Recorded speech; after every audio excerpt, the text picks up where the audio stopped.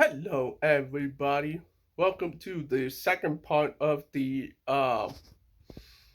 game industry crash series. And so today we're going to continue with the video game crash of 2024 and how it will continue or affect the industry as the whole. We have 4 videos to get through. So stick with me. I do have like reactions here and there. So let's get started. A nasty little conversation has reared its ugly head The yet gaming again, and it's that the industry video has game industry lost believes their that it's time for collective games to be mind. $100 or more. Mark my words. If this is the path that the industry chooses to follow, this will likely lead to the largest collapse this industry has ever seen. They think that the layoffs, closures, and canceled games are bad now. You haven't seen anything yet. The players already have a long list of reasons as to why not to buy games today, and you want to go and add an even bigger reason to that list? Likely, for the vast majority of players, the reason that will be at the very top of their list. For years now, we've heard about how they think that the video game industry bubble is going to burst because there's just been so much investor interest over the years. The wages have increased, the cost of development and marketing has gone up, and the long development cycles that these games are in, 7 to 10 years in some cases, is just not making these games financially viable. These big AAA, these big shiny AAA games are too expensive to make for such little. As I said in the last video game crash video, it's not just all that. It's just executives are just trying to take advantage of the fall of gaming, and some executives are also taking advantage of the rise of their games.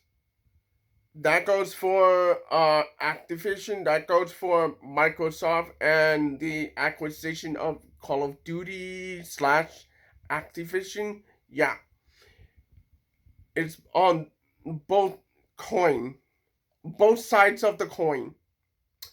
Sometimes Call of Duty succeeds, sometimes Call of Duty fails. Right now, this is the third game failure. Or 4, 5, I don't know. I don't remember. But 2019 was successful for Call of Duty, and uh, Warzone was very successful for Call of Duty. I've talked about this a little bit in the last video. Just gonna leave it there for now.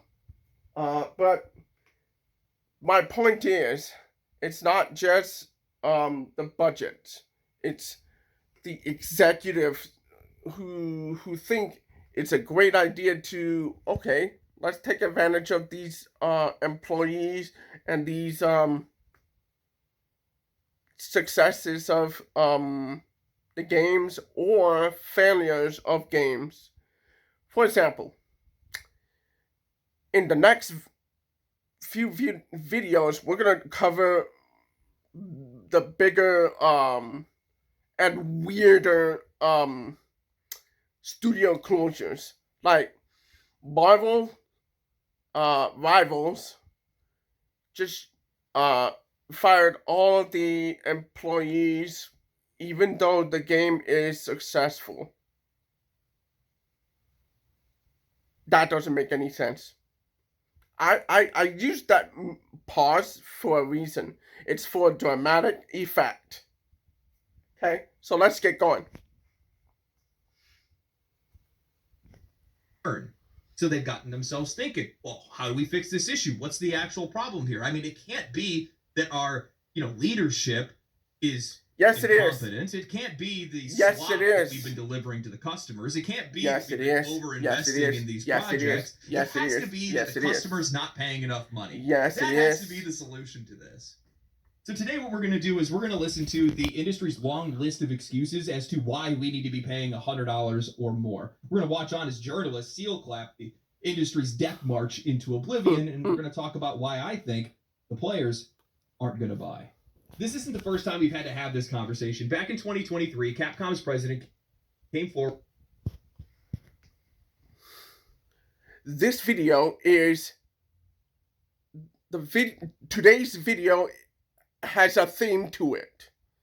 It's about these $100 video game ideas. This video is about the $100 video games. And it's gonna be a very bad thing for the industry. We already have a price hike.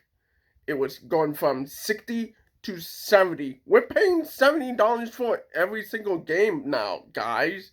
I don't know if you noticed that. That's enough. Okay? Sometimes we're even paying $80. $100? Are you crazy? We'll get there when we get there. Hold on 1 second. Let's keep going. Forward at an event in Japan and explained that video game prices were far too low even after the price hike up to $70, explaining that video game development costs are 100 times more expensive than they've ever been, and games haven't followed inflation like other industries. And he's not wrong. In 1990, a standard game would cost around $50. Adjust for inflation, that would be closer to $100 today. Yet, even with the price hikes in 2020 up to $70 for AAA games, the reality is that the industry just hasn't kept pace. Over the same time period, from 1990s to today, wages, marketing, and development costs have all skyrocketed. Game studios are... Okay. So, game cartridges. Okay, so today, the publisher slash developer splits are a little different than before. Okay, so these cartridges are manufactured, and I think it's manufactured by Nintendo and Sega respectively. However, the reason for the price hikes is because of licensing fees first, and then the fees to do this amount of games. Let's go backwards a little bit. Okay, I wrote an article about this in another place, but what I'm saying is cartridges. It has chips in it. It has like a chipset, and then outside of the cartridges is the actual shell. Let's say like this. This is material, okay? So you have to create this material to do whatever. Let's say you want to buy a cartridge. You put it into your game. It has the chips and the chipset, and then the case that goes with it. That goes into your game console. Okay? So that costs a lot of money to manufacture. And then you have to license every console manufacturer has a licensing fee. So you have to pay, let's say, hold on here, 1 second. Don't worry about this. Don't worry about that. That's just a number. Don't worry about that. What I'm saying is, you have to pay the licensing fee to a game company. Let's say Nintendo. So you pay this licensing fee to Nintendo, and then you pay this licensing fee to Sony, and then you have to pay this licensing fee to Microsoft. Okay? And they're not just gonna ask for, okay, let's say $100. No, no, no, no, no, no, no, no, no, no, no. Let me put it another way. To buy a license for Unreal Engine back then, get ready, guys. Get ready. Get ready, guys. $100,000. Yeah. There's a whole lawsuit on Unreal Engine 3 based around that, because you're paying $100,000 for a license to use as game development for a game. But Unreal Engine at that point of time shipped out like a buggy product. So the developers of Too Human, which is Silicon Knights, that company sued Unreal Engine slash Epic Games, and they said, we want compensation for this, but most of the time it's because of perception of the Unreal Engine 3 problems. Too Human was released buggy. I played it. Bro, I played it. I played it before it was even out. It was at E3. I was there. I saw the problems. It was so buggy that I had to get like a Microsoft representative to come in and look at the game, and he had to take over the console, and I just went like, I'll just go find another game to play, because I'm not putting up with hours of bug fixing. I'm just not doing that. No, no. Anyway, so that was a big problem. So licensing fees cost almost $100,000 or more. And if, let me put another one. Another good example is Unity. Unity, if you bought the license to Unity, they expect revenue to come in, and they tax that company based on the revenue they made from that game. That's the economy that we're in right now. Okay? So they backtracked on that. My point is, there's a bunch of licensing fees, and they trust the game manufacturers to do the license, because in order to get that game into that console, in order for this printout, the disc, to be published and released to retailers, you have to pay a license fee. On there's another one I forgot, but what I'm saying is it costs a lot of money to publish a game. The developer and publisher splits on the back end. In the front end, the retailer takes let's say 50% of the price of that game. The other half goes to the publisher. That's what we're having right now. And this one right here, the cartridge is different. It's a different problem, because we're dealing with cartridges. We're not dealing with discs. We're dealing with like a physical medium that costs a lot of money to manufacture. So that's what this is about. This part, I should say. You know what I mean? So let's get going.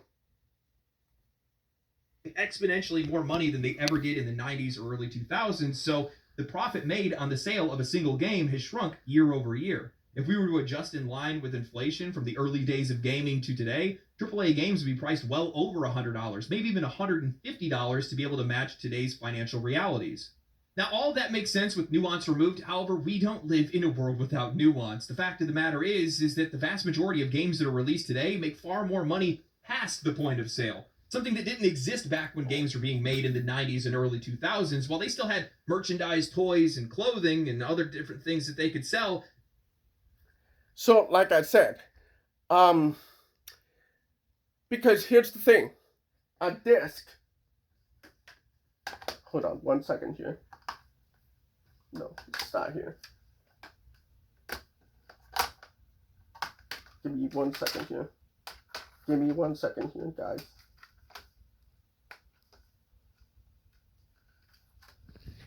A disc like this is, from the last time I saw the magazines,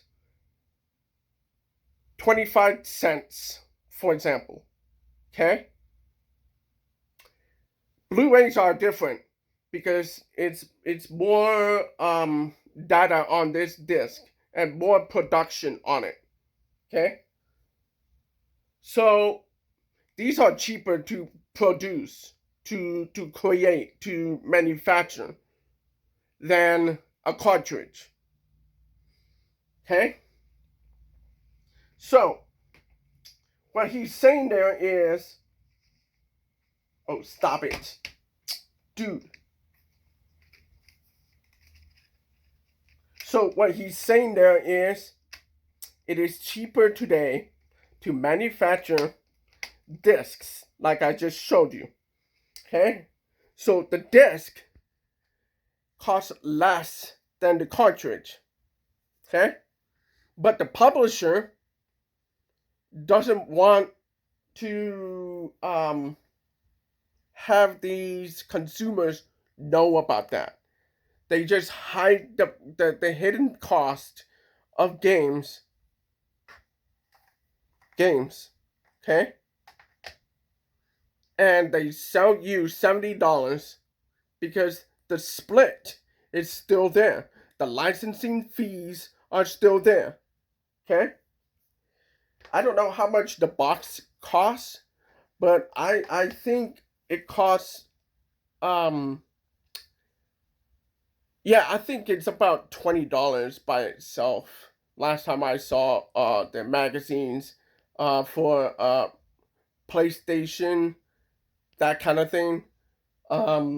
So that was a great. I'm gonna do like a I'm gonna find that page and I'm gonna do a scan of it. That way we can talk about it later. But what I'm saying is, there is like a cost to everything that goes with the game, but they are cheaper now than it was before because the cartridges are, I think, costly to make. The chips by itself, let me put it another way. Today, the SSDs, they cost $100. $100 for a new one. And there's a good reason for that. It costs a lot of money to manufacture, but it gets cheaper down the road. But what I'm saying is, MSRP is $100. So if you put it that perspective, you have to understand that the cartridges back in the 90s was more expensive than today. So we're talking about $100 for nothing. Okay? Today. We're talking about today. Today, $100 for a game? No. That cost goes to the executive and everybody else in that development team. And when they fire those developers, they get all that money. Like I said before. Let's keep going. Now, today, games have DLC, loot boxes, gacha and gambling mechanics, microtransactions, expansions, collector's editions, and more. I'm sorry, but you can't convince me that video game companies aren't making enough money today, or there aren't enough ways for them to make money. However, games journalist and industry analyst Matthew Ball are going to try to tell us otherwise. In an article written by Eddie Mackich titled GTA 6 Could Cost as Much as $100, Some Hope, analyst clarifies comments.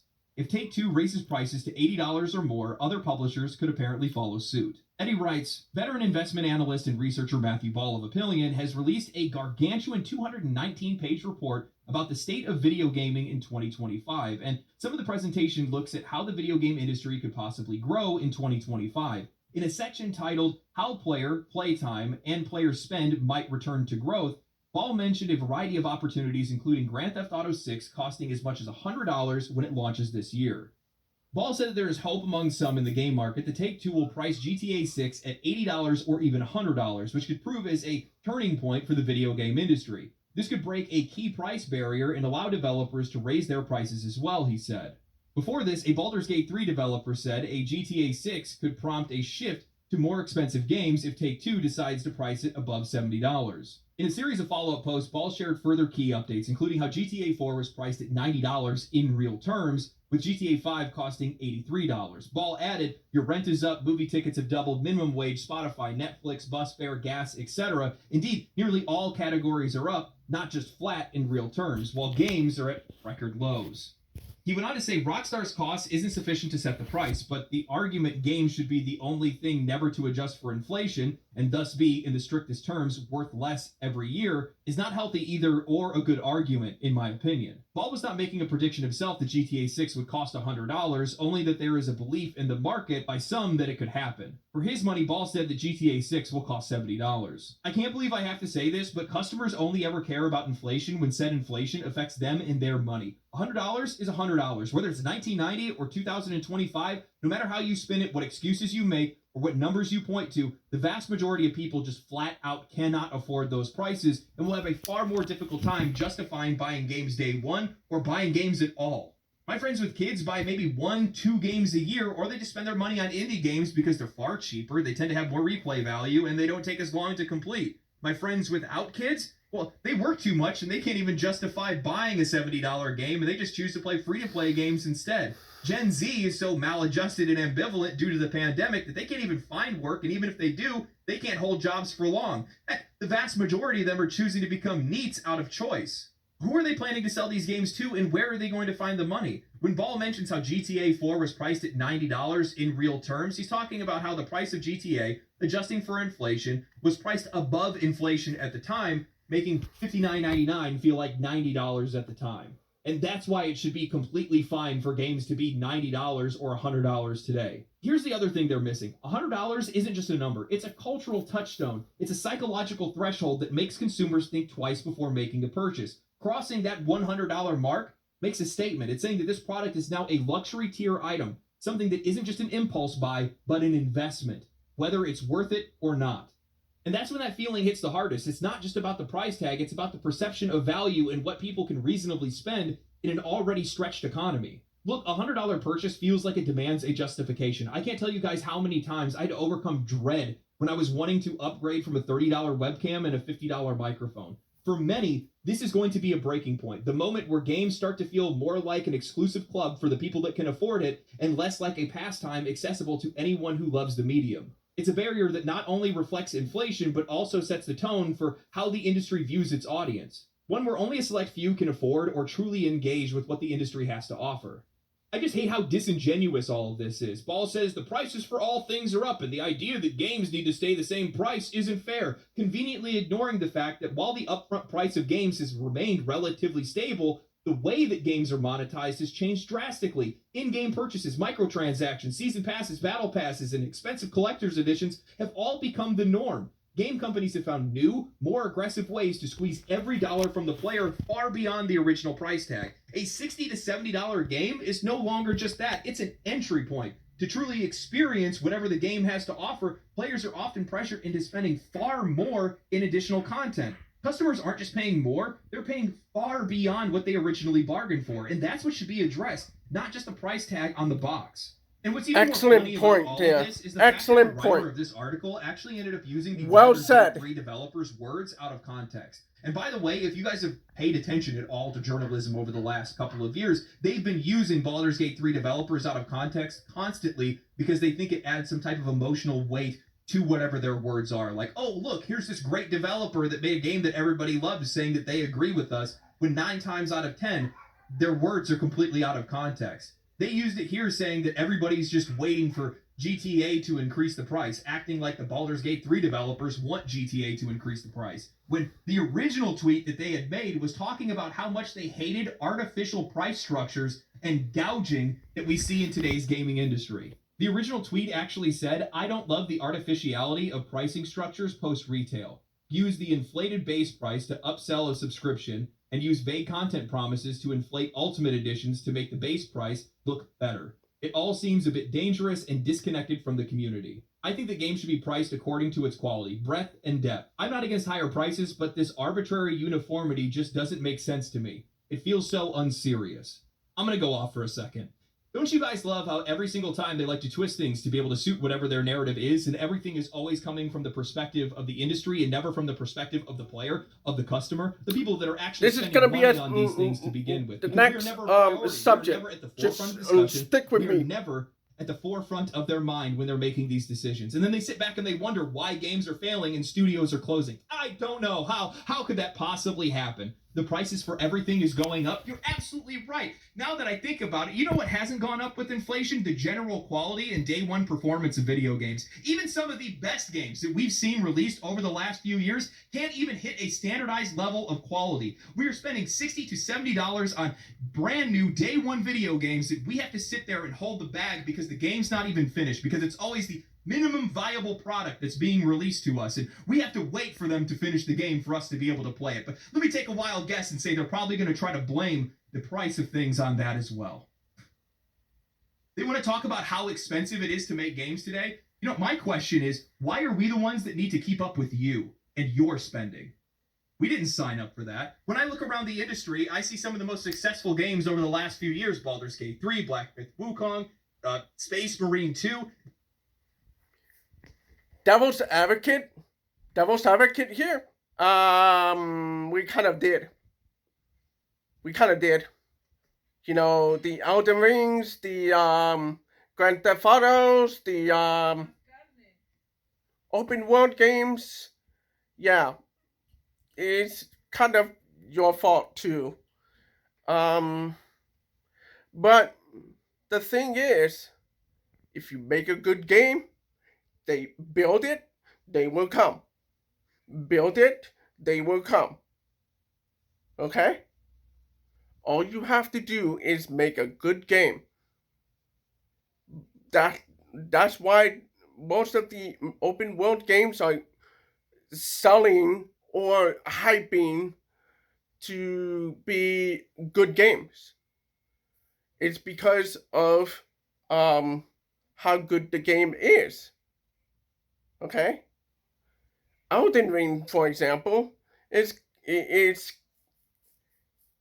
a open world hack and slash, but it has a little bit of strategy to it. Neo, for another example, is Team Ninja's attempt of doing a Elden Ring, but it has remnants of what do you call it? Ninja Gaiden. So Neo was a test bed for any Ninja Gaiden games they're making. Ninja Gaiden 4 is coming out this year, so that's the test bed for that game. Okay? So let's keep going. My point is, it is kind of your fault too. It's my fault too because I like open world games. I do. But the thing is, they are expending their budgets to that part and then waste money here, here, here, and then they blame the developers.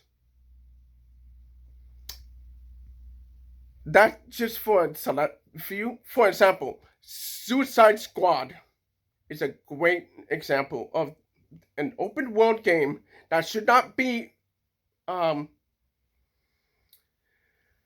lambasted for being a open world game. It's by developers of Batman Arkham City, so it should not happen. But the problem with Suicide Squad killed the Justice League is that they hamstring microtransaction and live service into the actual game itself. It's meant to be a long term live service game. But these executives, they don't understand that Justice League is not a franchise that makes money, especially not the films. Nobody asked for Justice League. Nobody did.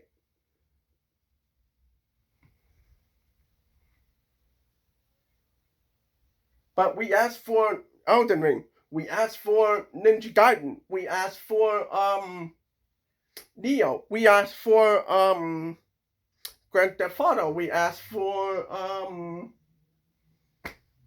I don't know, Final Fantasy. We asked for that. But what you need to do is balance the budgets.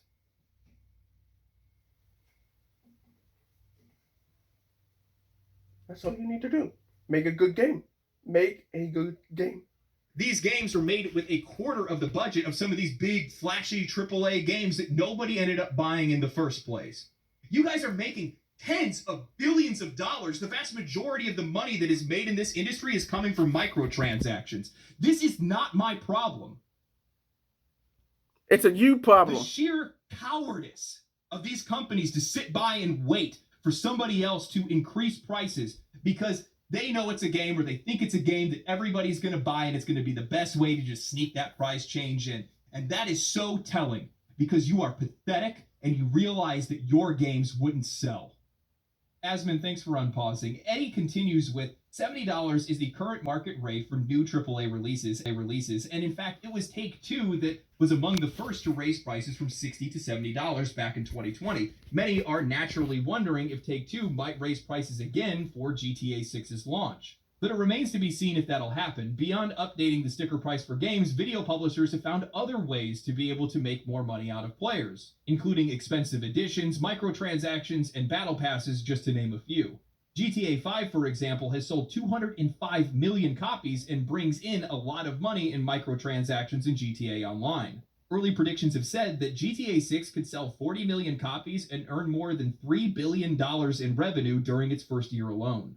Ball said that GTA 6's launch this year will have mixed impact on total player hours and revenue across the gaming industry because it'll only be available on console. A PC release is expected after the console launch. However, Ball said that GTA 6 will severely cannibalize total hours and spending that would go to other video games when it launches. For its part, Ubisoft said GTA 6 is a good thing for the video game industry overall because a huge game like that may help more people turn to gaming. Some of the other areas that Ball listed off as having potential for growth in 2025 included further expansions into non-core markets, user-generated content, social game services, the Nintendo Switch 2, other new handhelds and devices, AA, AAA, mobile gaming, app store regulation, new game releases, generative AI, and advertising. Make this make sense. I do not understand how GTA 6, projecting 40 million copies sold and $3 billion in revenue in its first year, is somehow a footnote in a discussion as to why other games should increase their prices to $100.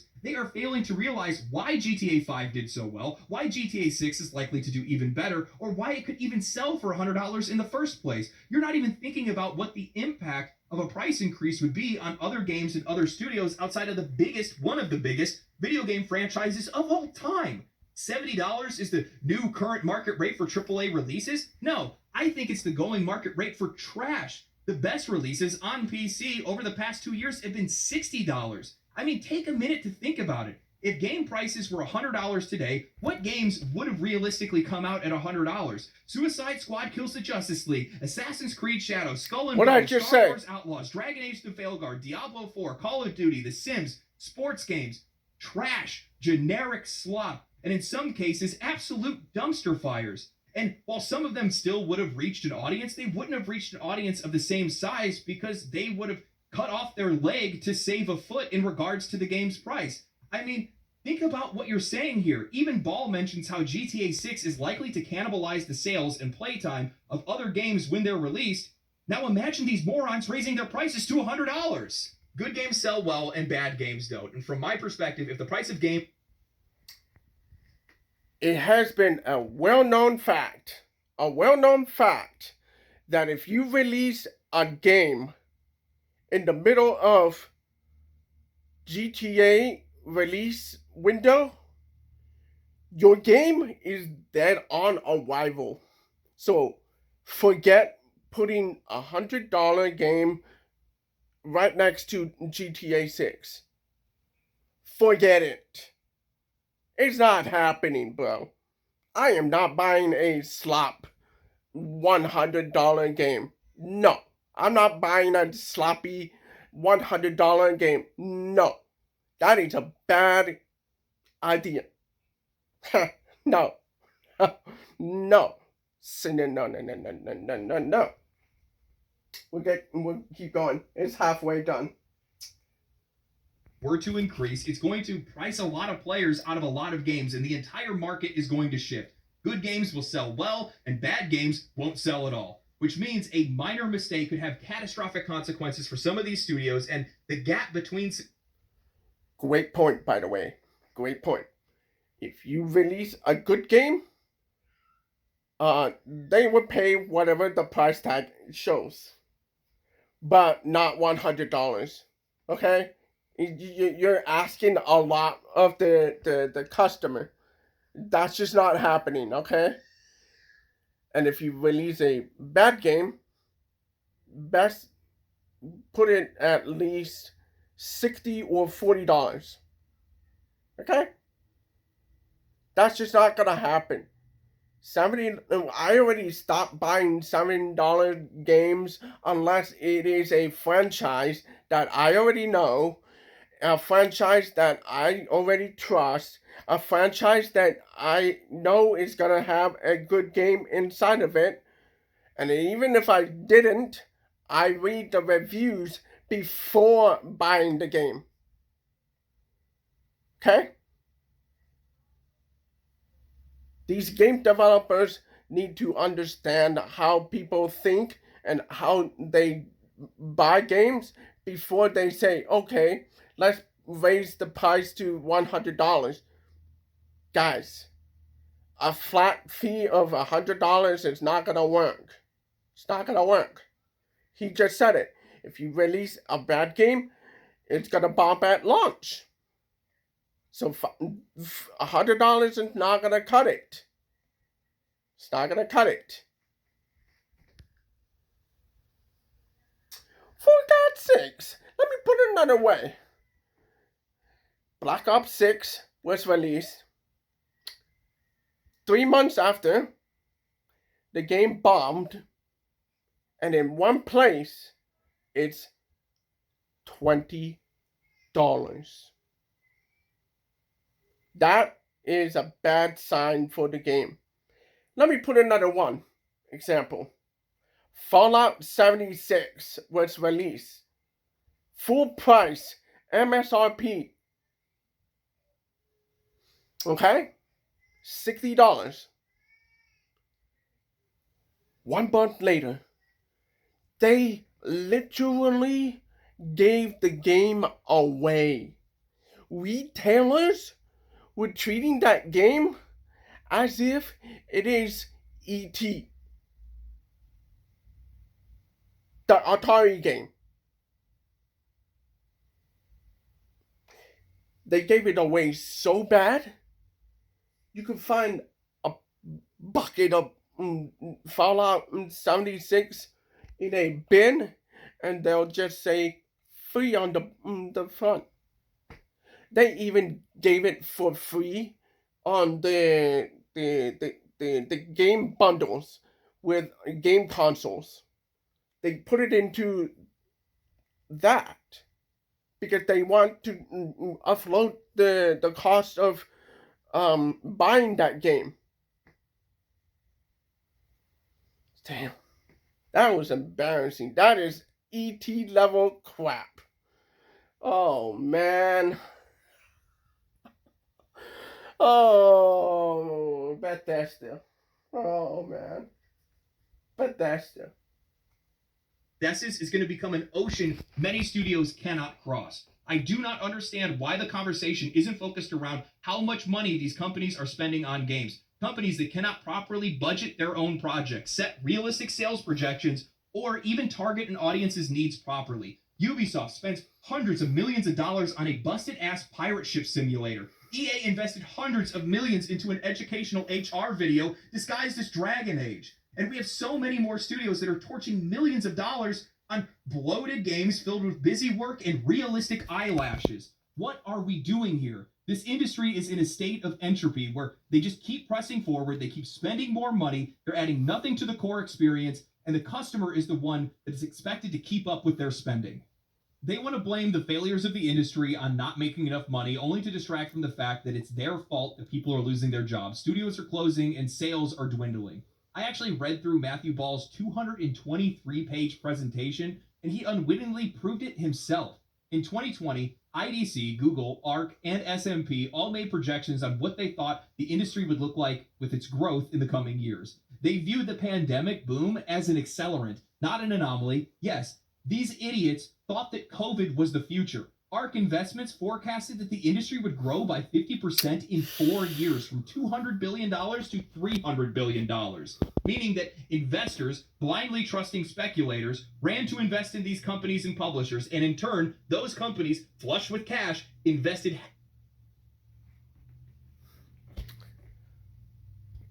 The pandemic was a fluke, and I'm talking about the game industry.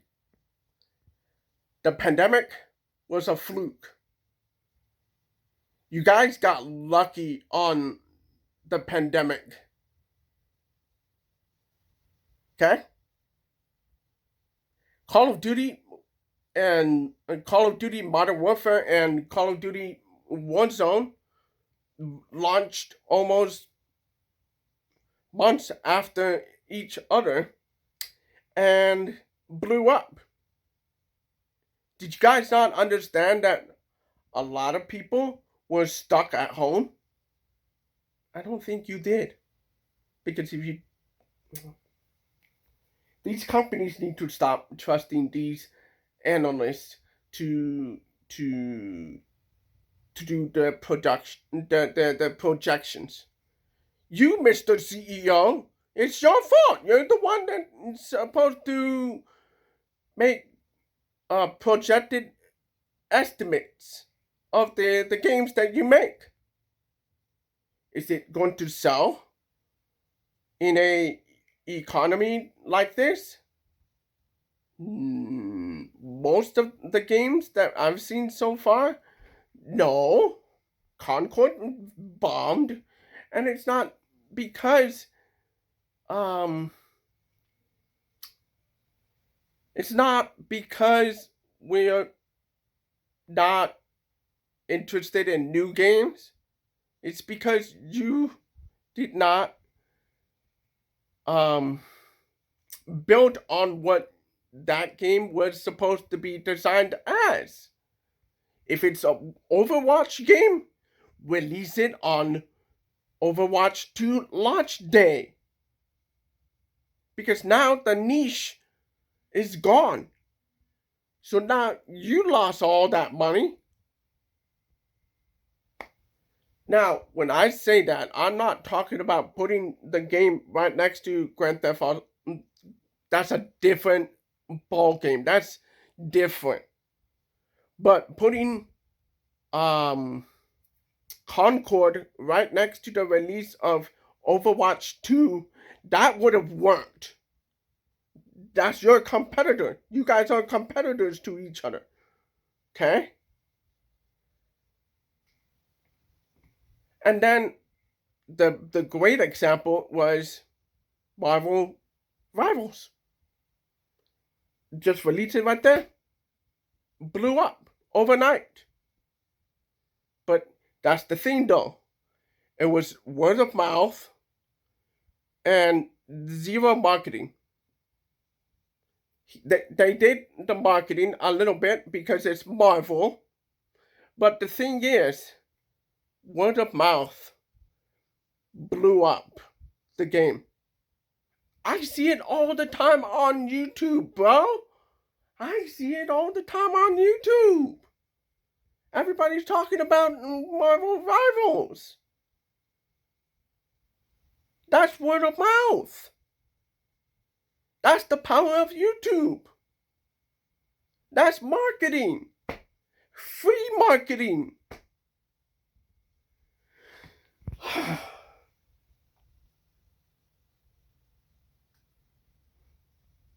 Heavily into their new future, only for them to be met with the crushing reality that none of those predictions would come true outside of Ampere. So if you're going to use them for investment, they're actually probably the better bet. They don't want game prices to increase for inflation. They want game prices to increase to make up for their colossal financial hole that they've dug themselves into.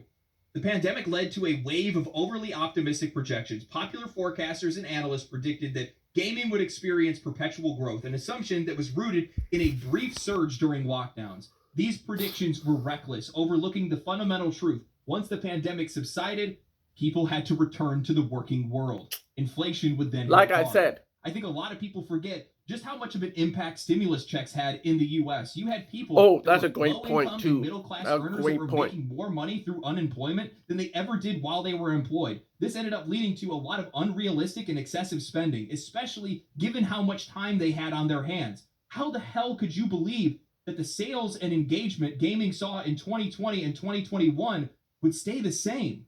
Then I found out just how delusional they are when I came across the slide that was talking about the shortfall of spending and how players were spending less money and how there were less hours that were spent in games and how that led to an unprecedented number of commercial disappointments and flops. US? Forspoken, Skull and Bones, Concord, Halo Infinite, Redfall, Star Wars Outlaws, Avatar. These games didn't fail because of some esoteric lack in spending. It's because these games sucked. Now, after I saw this, it got me thinking. I'll admit that I was taken aback when I saw just how much the industry had receded after 2020. I had expected a decline, sure, but not to that extent. It took me a while to process it, so I started comparing some of the numbers with some of the other charts in the presentation, and then I stumbled upon something eye-opening. For a while now, I've had this ongoing theory in my mind that the so-called silent majority, those unengaged, uneducated masses that the industry often points to, doesn't actually exist in the way they think they do. I've always believed that the controversies and the complaints that we see from gamers are more than just the noise of a toxic vocal minority. They have a real, tangible effect on how players spend their money and engage with games. And as much as these developers and journalists would try to dismiss it, I think our collective opinions hold more weight than they give us credit for. The slide in the presentation that caught my eye was the one that showed that while US GDP and world GDP were on the rise, indicating that global overall spending was up, player spending dropped 13% from 2021 to 2024. That's a pretty significant dip, and it made me think, what other industry exploded alongside gaming during this period? Social media. And guess what? Social media didn't take the same dive that gaming did. So think about it. Players who would have normally not been involved in gaming communities suddenly found themselves more connected than ever. The silent majority, those once quiet and unaware of the broader gaming world, became a part of it during COVID. They began engaging with games on a deeper level, and their awareness grew. They didn't buy into what was just being fed to them. They started thinking critically and evaluated their purchases. participating in some of these online communities and sharing their thoughts on other platforms like Twitter, Reddit, and Twitch. And I think that Twitch is a really good example of this because while their viewership has dipped a little bit since 2021, they still retained a lot of the audience that they captured during COVID, and they haven't fallen back to their pre-2020 numbers. That shows a community that stuck around, that was once passive consumers, is now much more active and informed. You have a group of customers who have returned to the workforce, who have less money to spend due to inflation, who likely picked up on a couple of YouTube channels or Twitch streamers that are talking about different issues that are going on in the industry, and they're still watching. They're still engaging with that content. This isn't just a trend. It's a fundamental change in how we as consumers, as customers, as players engage with this industry. We're not just the ones buying games anymore. We are shaping the conversations around them. We are shaping what their sales look like at the end of the day. And I think the developers and journalists are starting to realize this, even if they're reluctant to admit it. The players really are the ones with all the power. When you look at the growth of social media, you see how many people are connected to it. It's at a point where it's oversaturation. We're still seeing the same levels of engagement during the lockdown days. That they're still the same.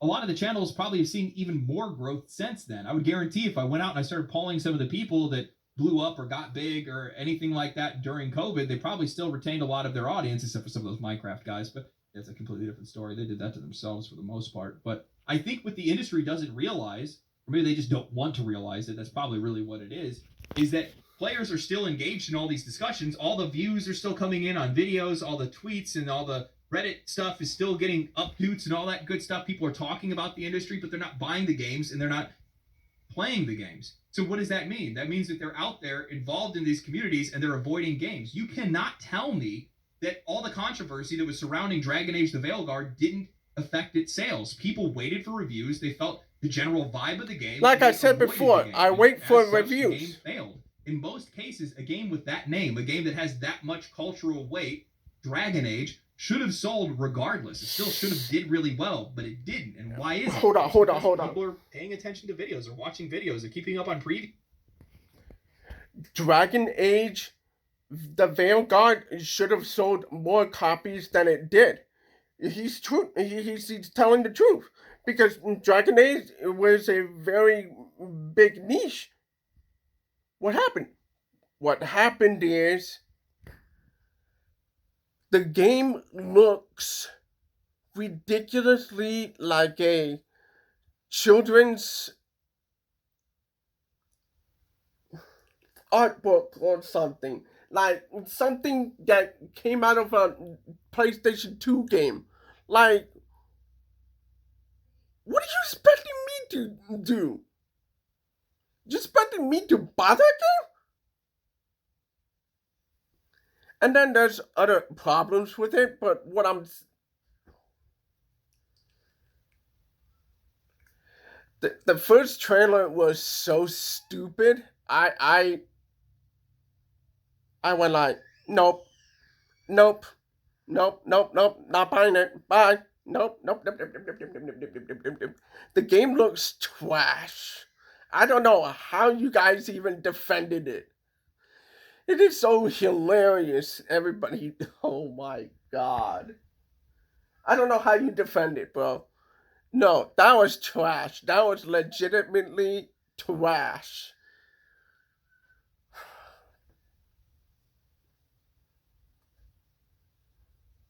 Reviews and stuff like that. They're going off of the vibe before they actually go to buy. And as such, they're avoiding stuff that they don't think is worth their money. You know, one thing that the analysts and the journalists aren't talking about is why GTA could sell for $100. The reason why is it's because it's a cultural phenomenon. It has been a cultural phenomenon. It's a massive game. And the thing is that there's a lot of players that are out there that have overhyped the game in a lot of cases, but it's one of the most anticipated releases in forever, it feels like. Yeah. And some people are confident the game is going to deliver, but I think a lot of people are going to buy it even if it doesn't because they're just going to do it. Yeah. Simple as that. Yeah. And there's a level of confidence there, consumer confidence that I don't think exists anywhere else in the industry right now. Maybe there's a couple of studios that are out there. It's not a game that fails at launch. They spent a lot of time, a lot of money, and a lot of care and love into the game before it goes out. People are relatively leery about. I mean, There's not a lot of studios. Anytime any game comes out, I'm pretty nervous because I'm like, I don't know if it's going to work day. The last Grand Theft Auto game was released literally PlayStation 3 era. That's 3 generations, guys. PlayStation 3, PlayStation 4, PlayStation 5. Grand Theft Auto 5 is on all those game consoles.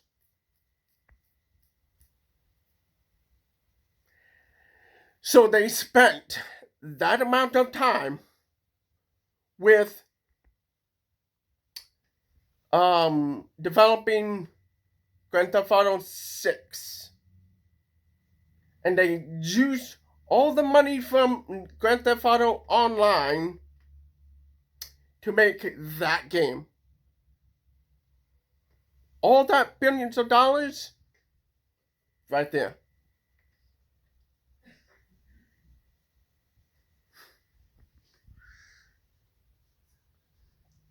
Granted, there's releases like Red Dead Redemption 2. There's releases like what was that other game that came out recently? I forgot. I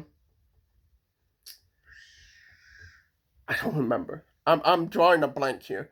But my point is, Grand Theft Auto 6 is gonna be a good game, at least. It's gonna be some glitches, but I feel like they polished the game enough, and then all the outstanding bugs they're gonna fix in the patch updates. But for the most part, it's finished by the time it's released in 2025. They said that it will be released in 2025 in a conference call. They said it. They're not going to delay the game. That's what they said. They're not going to delay it. That means the game is finished.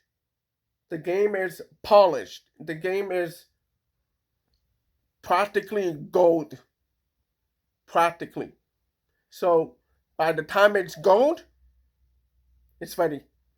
It's ready. Okay? That's all I have to say about that.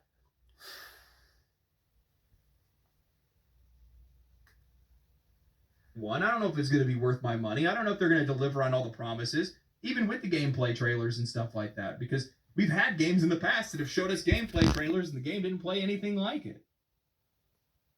That's another great point. Some people that are out there, they're going to be habit buyers, and they will just go and pick up Grand Theft Auto, and I'm sure probably the same thing will happen for like sports games and stuff like that too. But I'm just going to be honest with you. There's just a lot of people that are out there that can't afford $100 video games. And this isn't a shot at people being like, oh, look at this broke boy or anything like that. Dude, I get it. No, it's not. I don't like spending it's that kind reality. Of money on something. I could write it off on my taxes and I'll still feel dirty doing it. And to be honest with you, with the rise in popularity for PC gaming, I wouldn't be surprised if you saw a return to pirating. Just like in the early 2000s with CDs. They were overpriced, they were bulky, they were hard to store, they were easily damaged. $20-$30 for a CD? Bro, it was too much money. Everybody flooded to LimeWire and Napster and stuff like that, and I guarantee you'll probably see the same thing here because a lot of it is based off of convenience. Well, general customers, I don't really think are really interested in pirating games, just general consumers. They will be if the industry prices them out of it because they were at one point in time with music. Back in the day, nobody had any problem downloading movies, TV shows, and music, and still in a lot of cases people do. The only reason why they do it today is because it's convenient and relatively cheap in their eyes because they're spending it on subscription programs or whatever it is. This is going to be devastating to the industry if they make this choice because, like I said before, listing off some of the games, think about the games that they would actually sell for $100. The vast majority of games that release in a year aren't worth that kind of money. And you know for a fact, anytime there's some type of just generic blanket price increase,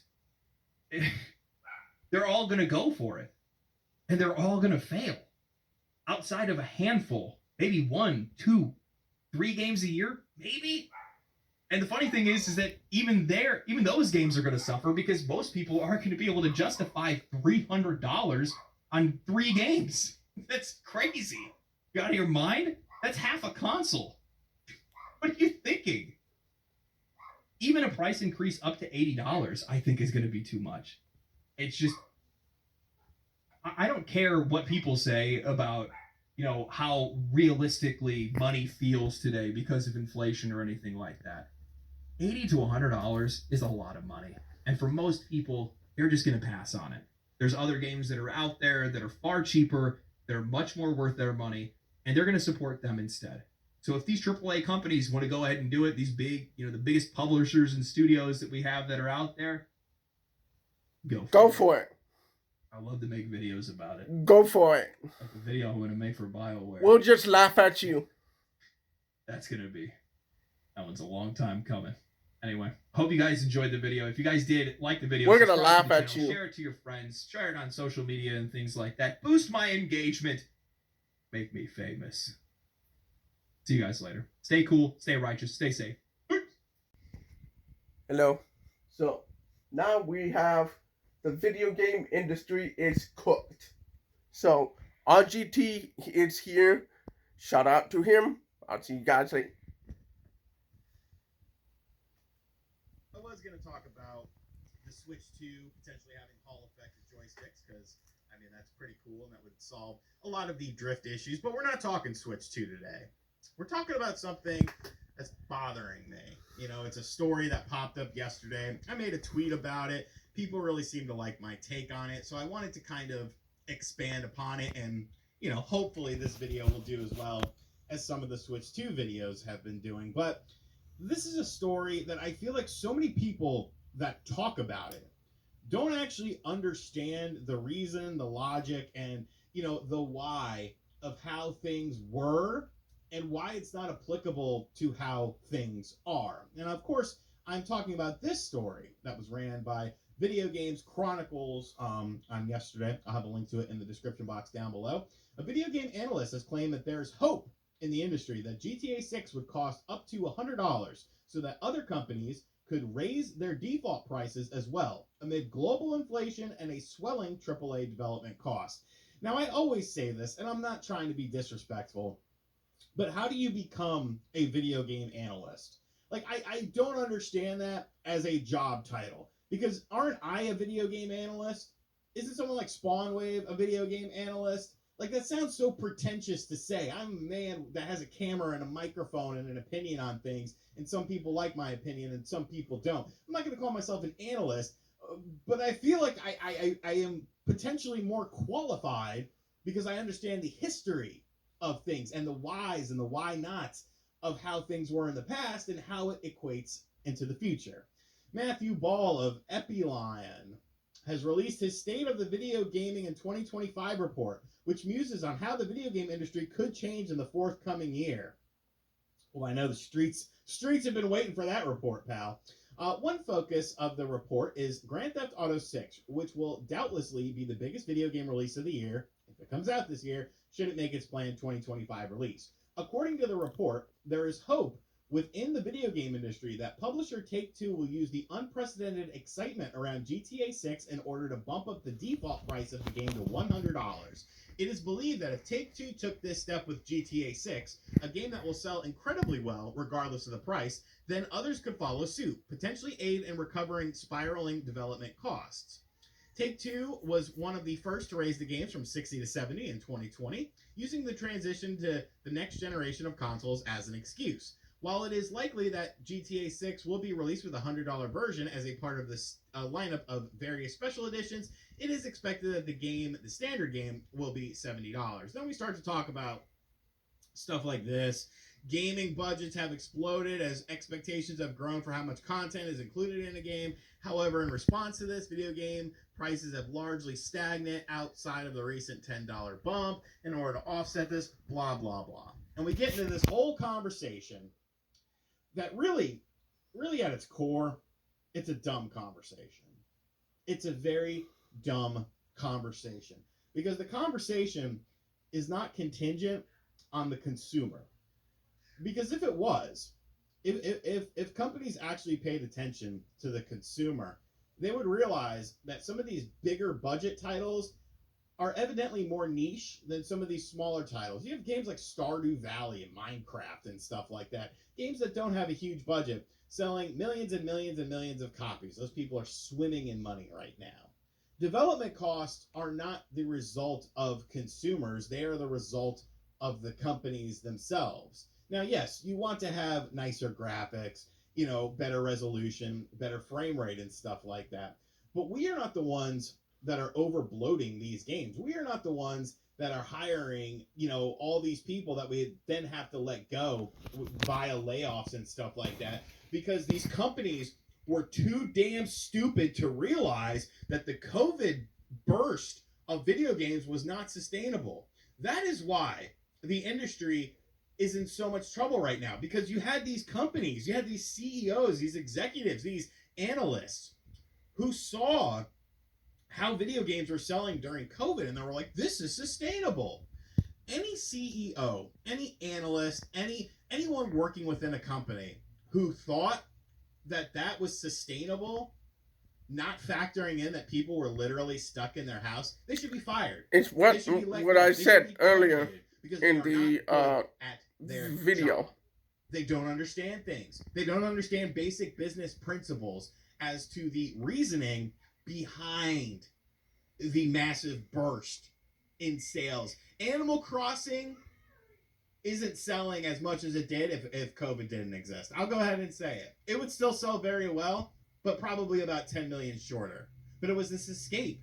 You could create your own home. You could do things with other people. It was an escape for people. And it came out, honestly, at the perfect time frame. But any company that thought that this was sustainable, you need to get rid of those people, because they don't understand anything about the video game industry. And the video game prices have become largely stagnant debate. I hate that debate. I hate it with every fiber of my being, because people always like to bring up things like, oh, well, you had games on the Sega Genesis. That you had $100 game on the Sega We Genesis. discussed this before. Virtua Racing. Watch. There's no $100 games now. Games should be more expensive because of inflation and stuff like that. Whenever somebody says that to me, or brings up like, a Final Fantasy game on the Super Nintendo, I realize that I'm talking to someone who's not educated on the topic. And it's a shame that these voices get amplified. What was not there in history to experience the tough prices? That a game like Virtua Racing cost $100 on the Sega Genesis was not because of development costs. It was because of manufacturing costs. The Sega SVP I said that earlier. SVP chip that was in there was essentially a piece of hardware inside of the cartridge itself that allowed the game to run at a reasonable frame rate with all of the polygons going on. These Super Nintendo games that were more expensive than other games literally had chips inside of them from the manufacturing of the cartridge cost that made the games cost more expensive. Now, yes, the baseline game of $50 ended up becoming $60, and then it became $70. And for some analysts, that's not high enough to match with the rising costs of video games. But is that necessarily true? Because back in the day, when you had those $50 games, or even those those offshoot $70 games or $100 games for the Sega Genesis, you could sell 100,000 copies of a game, and it was successful. You don't have to sell. You're selling 5 million copies of a game at $70, and you're losing millions of dollars. Looking at you, Ubisoft, with Star Wars Outlaws. You sold 5 million copies of a game, allegedly, and you were losing out of your ass on that. Why? Because of the production costs of the game, because of licensing, because of you got to have this big open world and fancy stuff, and it's not the fault of the consumer. It's the fault of the company. The companies are the ones who are overinflating these games. The companies are the ones who decided to keep pushing and pushing and pushing. I've been playing a ton of Dreamcast recently, and those games still hold up very well. You could look at the PS3, the Xbox 360 generation, and realize that was the true last generation for those two platforms that you didn't have to sell 1 billion copies to be successful. You could have games that had smaller budgets and smaller development costs and still get in retail stores. You could still come in at a $40 or $50 price point and still make money, still be profitable, because these development costs didn't balloon to what they had now. Who is the one pushing this technology? Who is the one pushing these things into crazy different directions? Is it the consumer? The consumer just buys what they are given. They buy what they are attracted to. They buy what they are interested in. But this all falls on the companies. This falls on the companies who are continually trying to expand things and do. You're trying to expand these games, make them bigger and better. Yet 1080p 60 frames per second still isn't a standard. It's still not a standard. There are still games on the PlayStation 5 Pro that don't run at 60 frames per second. Like, your priorities are out of whack. Your priorities. It's your fault. He's not wrong, by the way. He's not wrong video game so far. During those $100 Genesis games and those $70 Super Nintendo games, the reason that those games cost that much was manufacturing. But another thing was the video game industry was a much smaller industry. It was nowhere near as big as it is now. 100 million consoles sold. That was unheard of. Actually, I disagree. Hold on. That was unheard of. That was insane. Actually, RGT, I disagree. Super Nintendo sold at least 40 million copies. And Genesis was selling only 30 million. To be fair, I do understand what you're saying, but that's not a niche product at that point. You would be telling the truth if it was for, like, let's say PC Engine and let's say, I don't know, Jaguar. Those sold at not even break even, not even sustaining the library of games. 3DO is a big blunder. It was supposed to, like, complement Electronic Arts, okay? Hindsight is 2020 for me, okay? I like the 3DO when it was presented in my city, Redwood City. Redwood City was where 3DO and Electronic Arts to this day is headquarters. So they did, like, local testing, and we were there to see that test model. We saw the first few games that was going to be on 3DO. We were there. It was a good system. There's one problem with that system, though. 3 buttons. That was the drawback of the whole thing. There was even a working, arcade perfect Street Fighter over there. Working, arcade perfect.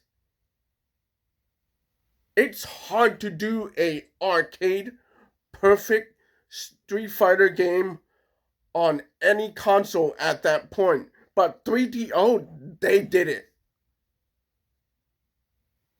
2 problems with that. 3DO was at least $500, somewhere there. The sticker price of the sticker shock of $600 for a PlayStation 3 did not compare to what 3DO was doing. 3DO was almost like a car, bro. Anyway, so my point is, 3DO, it was a good system. But the problem is, the value proposition was not there yet. The only value proposition was the Street Fighter Arcade Perfect port, the Arcade Perfect conversion, the Arcade Perfect disc, the Arcade Perfect everything. The only problem it was price and the controller. That is literally it. And the fact that it was branded as multiple companies, let's say Panasonic, Gold Star, that raised the prices because they can set the price on their own console too. So there was a lot of market confusion over 3DO, and they were not able to push marketing on the system. They didn't know how to market the console. Another great example is Jaguar. Jaguar, it did pretty well at the beginning, but the problem is this. They had like a commercial. It was attacking Super Nintendo. You're punching up, not punching down. They were punching up to Nintendo. They were telling their consumers that Super Nintendo fans suck. They didn't say it out loud, but that's the implication. The commercial it was saying Super Nintendo suck. Let's do 64-bit, bro. But they didn't realize that they're punching up to Super Nintendo, which was selling 40 million copies worldwide. And Genesis, same thing. They did the same thing to Genesis too, which was popular in United States, in my streets, and in my Redwood City. Yeah. So a lot of people didn't want to buy 3DO, which is to say shame, because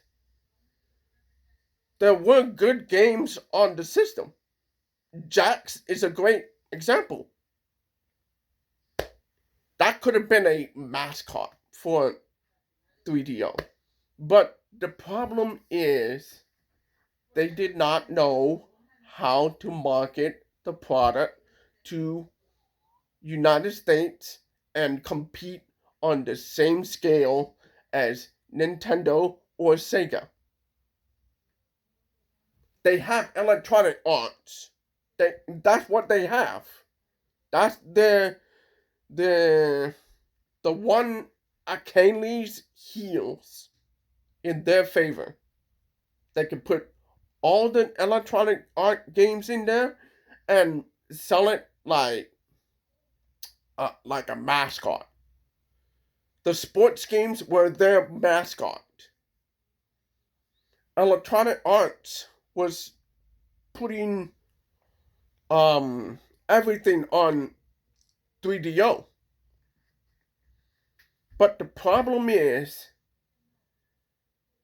you cannot punch up to a Sega or a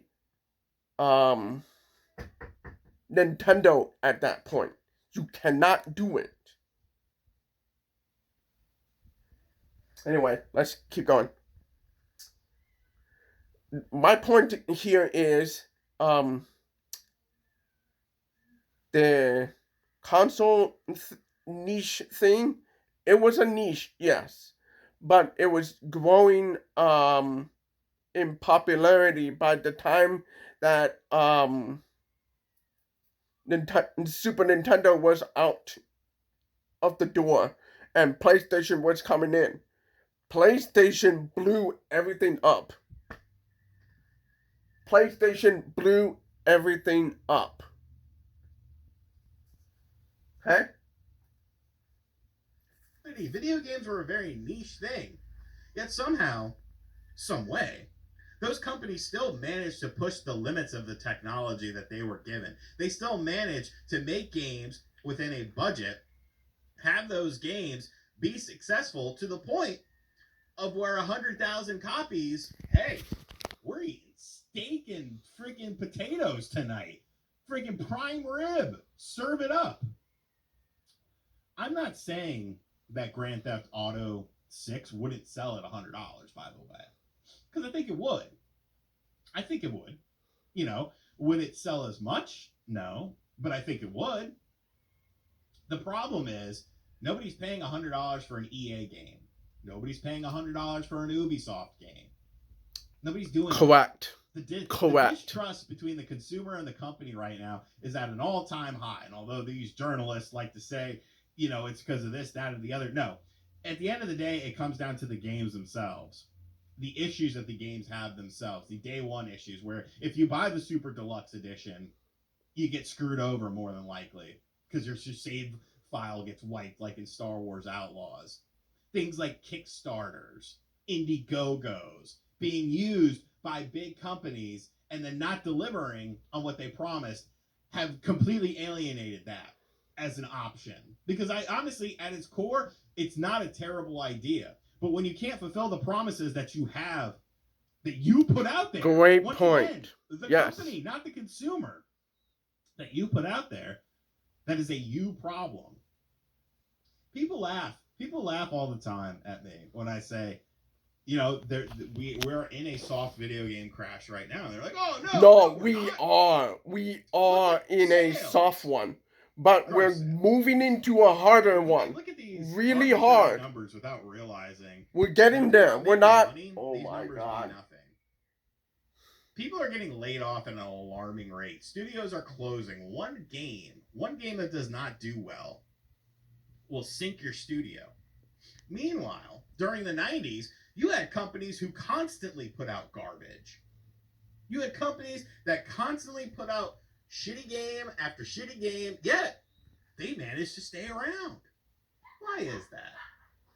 Why is why during that time frame could a company literally make like 4-5 stinkers in a row and still make more games? Yet most of the shitty games were licensed tie-ins. So you have your McDonald's games. You have your 7-Up games. You have your Cool Spots, which is what that it's supposed to like sell. Cool Spot was supposed to sell the soda. That's what it was designed to do, but they did it in it. That game is a good game, but here's the thing: you wouldn't know that it was designed to sell the soda. You would not know it was supposed to sell the soda.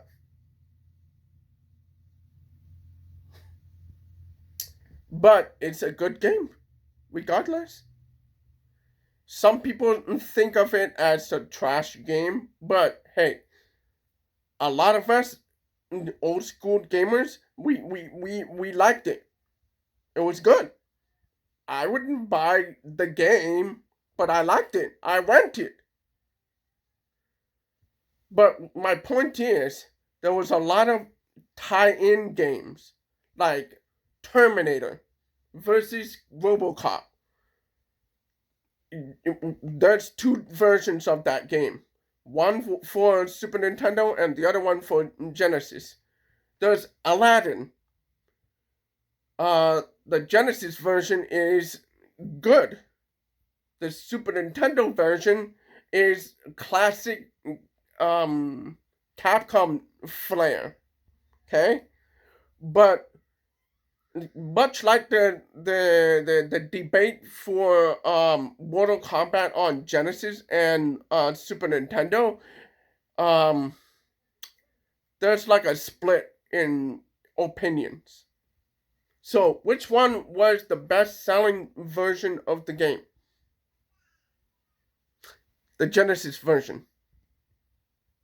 It's because the Genesis had like a 1 year, 2 year, 3 year market penetration. So they got used to the games that are on Genesis. Okay? It's like this. Which version of Earthworm Jim is the best? A lot of people are going to choose the Genesis version. Okay? That's what that period was about.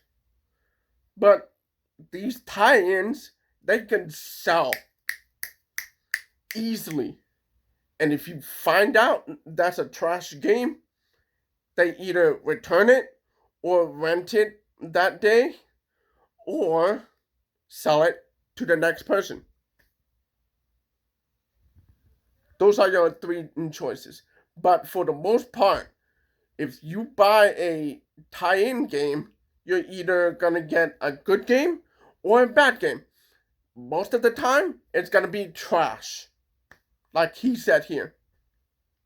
That's what happens in the tie-ins, the Genesis Super Nintendo games. That's what happened.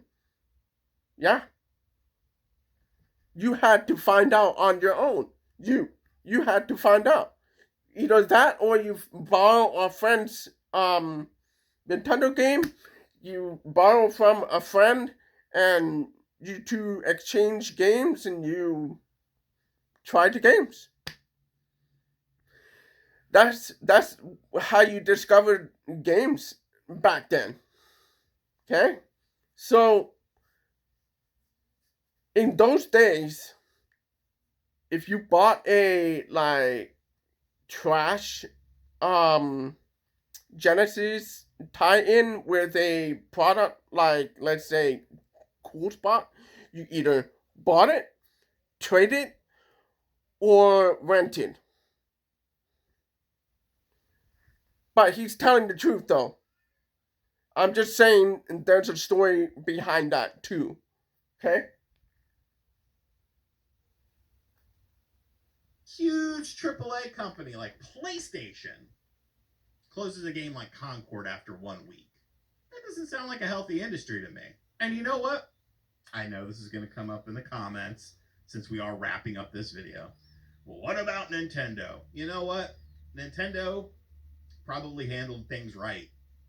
When you look at the fact that they got out of the whole, EP contest with just raw specs and raw power and gradually went up, they're in a position where they could sell 1 million copies of a game and it's still successful. Their budgets aren't as high. Their development costs aren't as high. And I think that people are kind of waking up to that and being like, oh, you know what? Maybe they had it right all along. It's 2025 and I don't know what's coming out on my PlayStation 5 this year as far as first party stuff is concerned. I did hear that they canceled a bunch of games, live service games, because everyone's trying to get that high of Fortnite.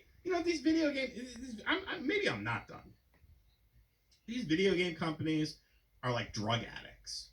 If you really think about it, they are kind of like drug addicts because they are trying to reach a high of Fortnite that they're never going to reach. Yes. They tear apart yes. the family being the company, in order to try and seek this high. Because the high is you've made successful games as a service game. But then you have to look at the graveyard that you've left in its wake. and think to yourself, well, we made 50 million on this live service game, but what about the 200 million you spent on all those other live service games that ended up failing, or that ended up not even coming out and being canceled? And then you closed those studios down. You laid those people off. It's ridiculous. It's ridiculous. And I don't understand why people don't understand the context of all of this. And I know that I've been all over the place in this video, but this is something I But he has a great point. For a very long time, because it is a very nuanced conversation that I feel like people just look at the headlines and then that's it. That's it. They just run with that without actually thinking about the whys behind it. But we'll wrap this up. Here. So let me know, what do you think about all this? I have no freaking idea how I'm going to edit this. I'll probably just throw up random gameplay trailers so you don't have to stare at me for 15 minutes. But I think this industry is going in the shitter very fast. If you would have told someone 5 years ago, just 5 years ago, you know what, Ubisoft, they're going to be in deep shit. They are going to be in so much trouble. They're going to be trying to be bought out. People will look at you like you were crazy. Fast forward 5 years. But no, healthy industry. Give me your thoughts in the comments section down below. And as always, guys, thank you for checking out this video. If you are new to the channel, make sure you hit that subscribe button, like, comment, and share. Hit the bell as well. Hopefully this video does okay. And as always, I'll catch you guys on the next video. Later. He's not wrong. Okay? So Ubisoft was doing great in the 2000s. I would have bought at least one of those Ubisoft games. But the thing is, that quality went down. Now, on the subject of Fortnite, okay? Fortnite did so well because of the engine. Epic Games knew how to optimize Unreal Engine by itself because they are the developers of the game and the engine. Okay? They are the developers. But here's the thing. They iterated the game over time. Over. And they also innovated on that concept over and over again. That's why Fortnite is kept fresh. Okay? They got all these partnerships is because they saw that I'm talking about the game companies. The game companies, they see the traffic and they say, "Oh, we want a piece of that pie. Can we come in there and collaborate with you guys?" Epic went like, "Sure. As long as you fit in our universe. We will work with you. We will do this. We will do that. But you're not gonna tell us how to make this game." They have that power today. Okay? When it comes to other universes, you can't really do that. Call of Duty Warzone, if you collaborate with half of the franchises, they're not gonna fit in there. Hold on here. Let me 1 second. Just give me 1 second. As I said, just give me 1 second here. So, as I said, Call of Duty did like a collaboration, and it's with Teenage Mutant Ninja Turtles. It doesn't fit in the Call of Duty ecosystem because Nickelodeon, which owns TMNT.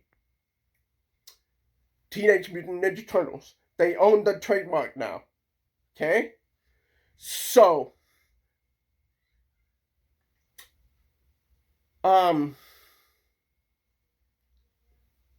so they are collaborating with the wrong franchises.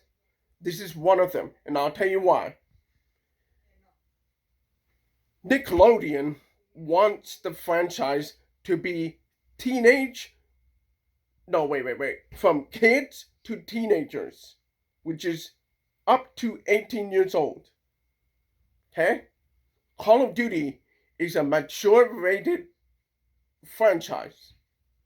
The comics, it was more mature, yes, but that's not what Nickelodeon wants.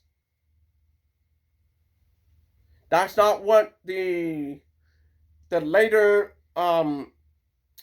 years of Mirage wanted. They wanted to capture the kid audience in the 90s, for example. And then they kept going in that direction in the 2000s. And the franchise went downhill a little bit. And they're trying to get collaborations. They just did it with Fortnite. But here with Call of Duty, which has guns, and they're using the turtles as skins. And a lot of people are complaining today that it costs a lot of money. Each turtle is $20 a bundle. That's $90 with the extras. Yeah. Not gonna work like you think it will. Not gonna work. And they're molding Warzone to fit the Turtles theme. And so, I mean, if you're telling me it fits, fine. Because of the comics. Only because of the comics.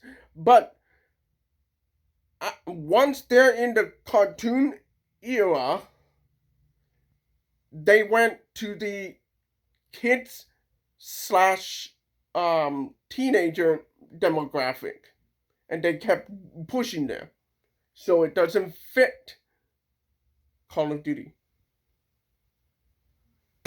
So you have this demographic switch between franchises here. Okay, one is mature and the other one is kids. And to be fair, there are kids in Call of Duty, to be fair.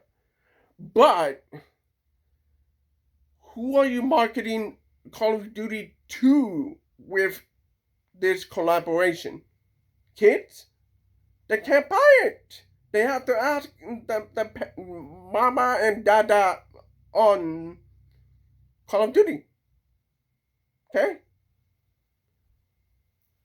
So yeah, this one, like I said before, this does not fit. Next up, we have Dreamcast Guy here with the new video. I hate hearing games need to cost $100.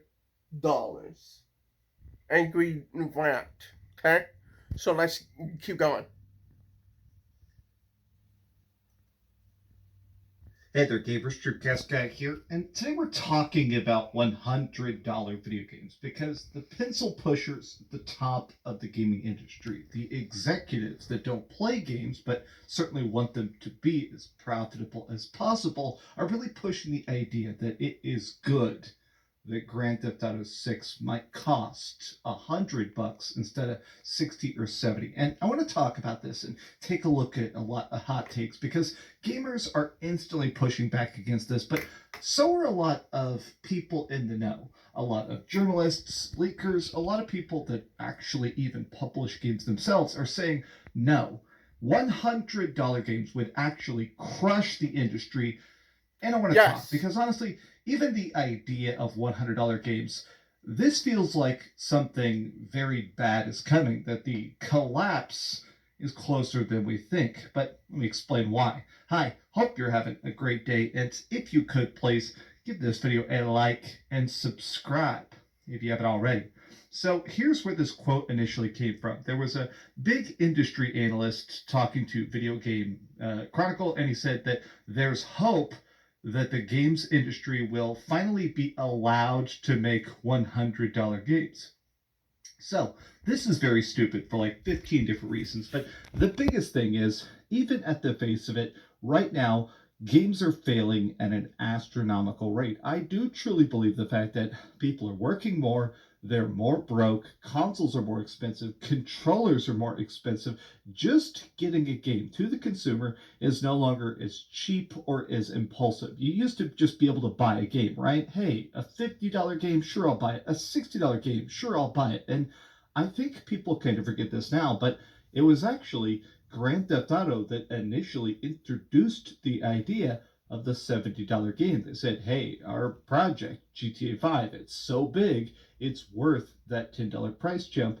And they were correct. I mean, GTA 5 is obviously one of the biggest, most popular, most profitable games of all time. So them making that jump, it made sense. But now I'm annoyed by this. Just my initial reaction is that 5 years back, there was this big push for additional price points, but it was about the $40 game. There was talks about the fact that at that point, you would see $20 indie stuff or $10 Steam sale stuff, but there wasn't really a price point between full-priced AAA, which was typically $60, and then tiny indies that were $15-20. A lot of people were pushing for the idea of a $40 game, something where you could say, hey, this is AA, hey, this is a remaster, hey, this is something that isn't as spectacular and gigantically glistening as some other projects, but it's still dang good. And now instead, companies have been trying to go the other direction, creeping up instead of making concessions to boost sales. But let's start to get into the hot takes. So people are like, look, man, of course, the game is still going to be $70. There's no way they're actually going to do it other than some like deluxe editions and like that.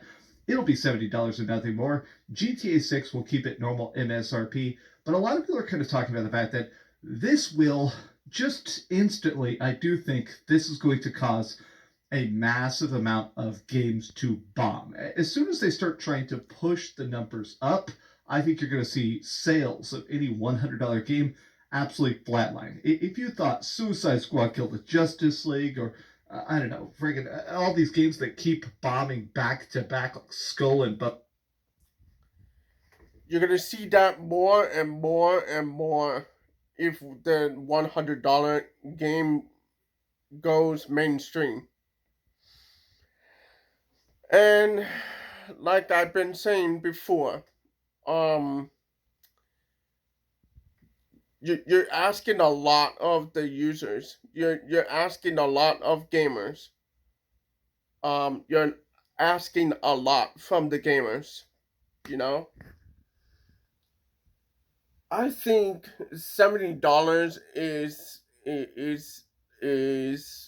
not good, but it is kind of like the ceiling. How much people will pay for, because $60 is enough, but $70, it's $10 more. So let's just give them this, because a lot of the games that we played today are pretty good, but some of them are trash too. But if we go above 70, you know, people are gonna have this mindset. Just bear with me for a second. Okay, That's enough. That's enough. No. No.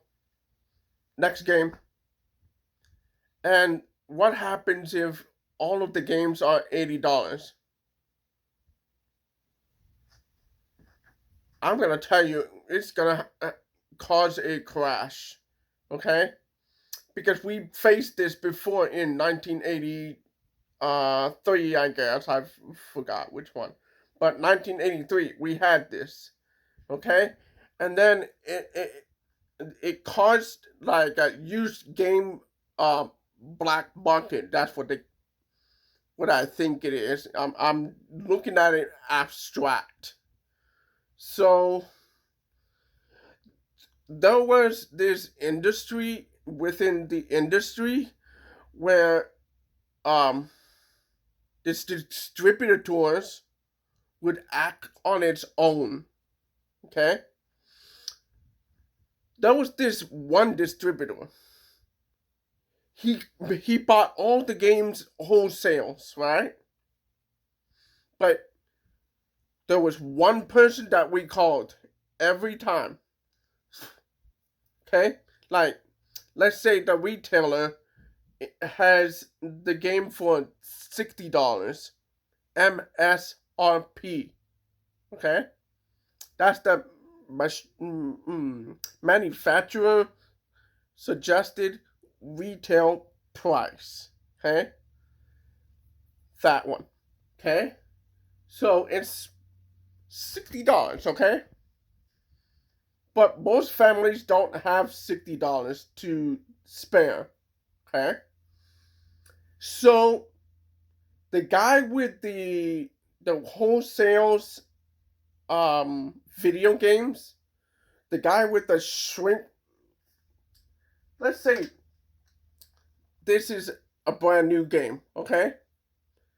Shrinks around it, okay? Not opened, shrinks, okay? Sealed, okay? We got, let's say, Batman, the video games. The video game. So, Batman, the video game, it was on magazines all over the place. But there was one person that we called. That one person sold us the game for $10 off the MSRP price. Let's say $50. And the game is $60. Okay? So, the next time we called him, there's a Teenage Mutant Ninja Turtles in there. Let's say that game is $50. It's now $40. A gold cart. Nintendo Zelda game. It was 70, right? Let's say it's 70. It's now $60 for you, bro. Because you've been our customer. That's what we had before. That's the gaming crash. So all these distributors, this came out $60, right? The distributor is going to say, this, I just said 60, right? So 60. It's now $50, bro. Thank you for doing business. Let's say you buy a bunch of games from the same distributor. That price is down now for each one. So, my parents, God bless them, they bought like 2 games one night. It was Teenage Mutant Ninja Turtles and Zelda. in the same day. The other time it was Double Dragon and Ninja Gaiden. I don't remember how that was done, but we got Ninja Gaiden and Double Dragon one after the other. One night it was Simon's Quest.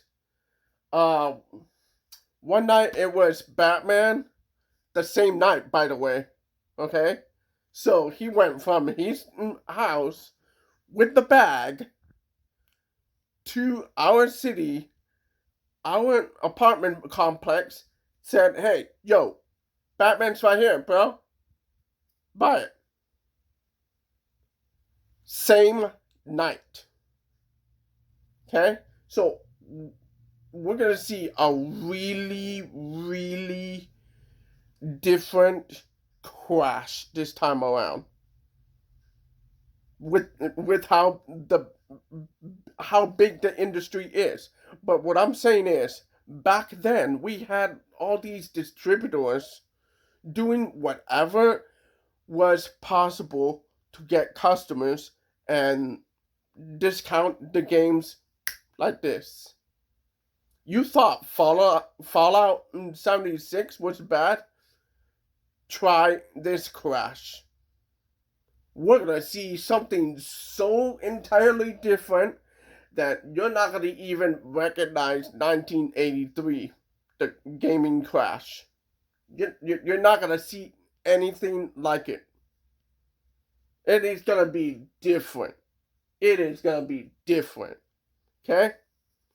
We're already kind of seeing this with Amazon. We're kind of seeing this with Walmart. We're kind of seeing it with uh, major box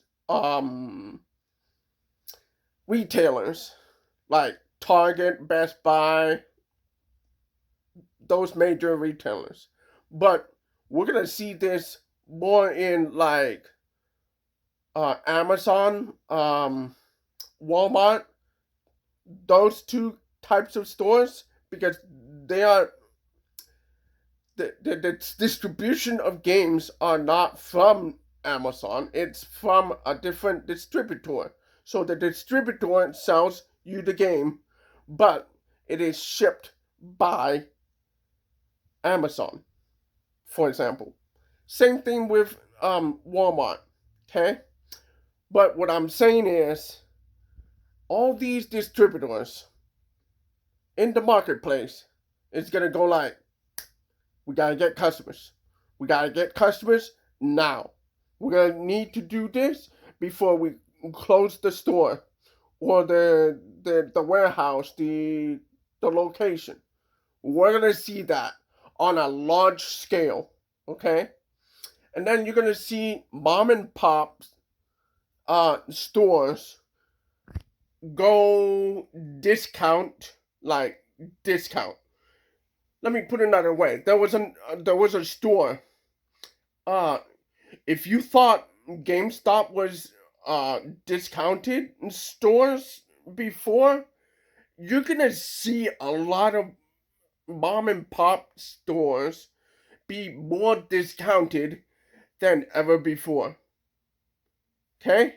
And then there's gonna be a big war between the mom and pops, gaming stores, and GameStop. And GameStop is gonna go crushing down already. It's already in downfall, but what I'm saying is, GameStop is gonna get so much competition that it's gonna make GameStop look stupid. Okay? Stupid. So, this is gonna cause a big problem. I don't know how I've brought this up now, but that's what's gonna happen. It is a different industry. Okay? We saw this in 1983. It's gonna enlarge at a different scale. You're gonna see scams. You're gonna see problems. You're gonna see this. You're gonna see that. It's gonna be totally different. It's gonna be totally different from 1983. It is gonna be different. different. Okay? And I don't think we're going to see the same $10, $20 discounts. No, it's going to be half off. That's how big the problem is going to be. Okay? $70? Fine. $80? All right. You're pushing it. $100? We're out. We're out. Okay? Consumers are having a hard time swallowing the pill of $60 or $70. Enough. As is already. And it's been going on for a decade. But they got fed up with the prices as soon as they changed to $70. You push $80, you're pushing it. You put $100, you're pushing it. Okay? That's how the consumer is going to feel. We saw this in 1980. We saw this before. Let's go. Keep going. If you thought those games flopped, wait until there's a $100 price tag on a game like Suicide Squad. But let me take a look at some takes here. Good luck with that. Maybe some publishers should learn to manage their scope and their budgets instead of passing it along to the consumer. Just a thought. Rockstar have consistently delivered exceptional games with their core games, so they're not afraid to spend a decade plus on them. If they release it at $100, it's because they've earned that trust. Some of y'all, not so much. This is something I see a lot of people discussing, which is the idea that we kind of discussed this before, but yeah, the consumers, they trust Grand Theft Auto more than they trust all these nobodies companies, these mid-tier double B, double A game developers. No. All these publishers who think like this, they're gonna get a rude awakening on launch day and the following months or years. Grant, and I'll get this in the next video. Grand Theft Auto can get away with $100. Nobody else. Not even Capcom, not even Sega, not even Sony, not even Microsoft, definitely not Nintendo. Nintendo is the only.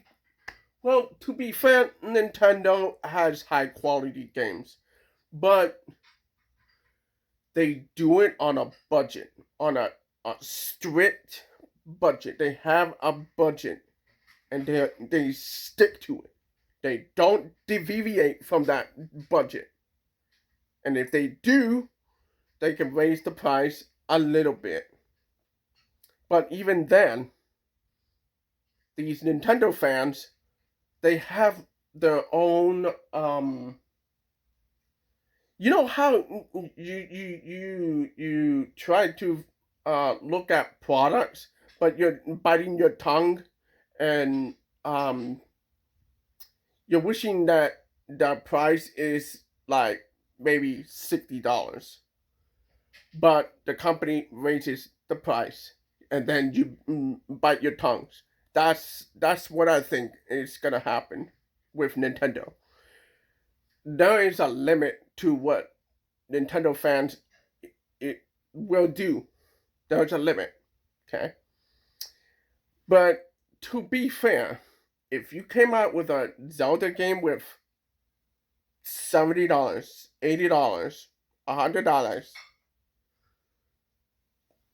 that is acceptable. But it has to be. Let me put it another way. Tears of the Kingdom has 3 games in 1. Let me say that one more time, guys. Tears of the Kingdom has 3 games in 1. Okay? The Underworld, the Hyrule, and then the Sky Islands. That is 3 games in 1. And then the dungeons. And then the quests. And then the those little I'm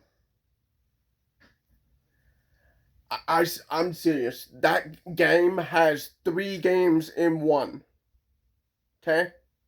That is worth, I don't know, $80. But 100 is going too far. But what I'm saying is, Tears of the Kingdom, you got your $70 worth in there. You got your $70. No company can do that. None. Okay? Nobody can do that. Nobody. Okay? 3 games in 1, bro.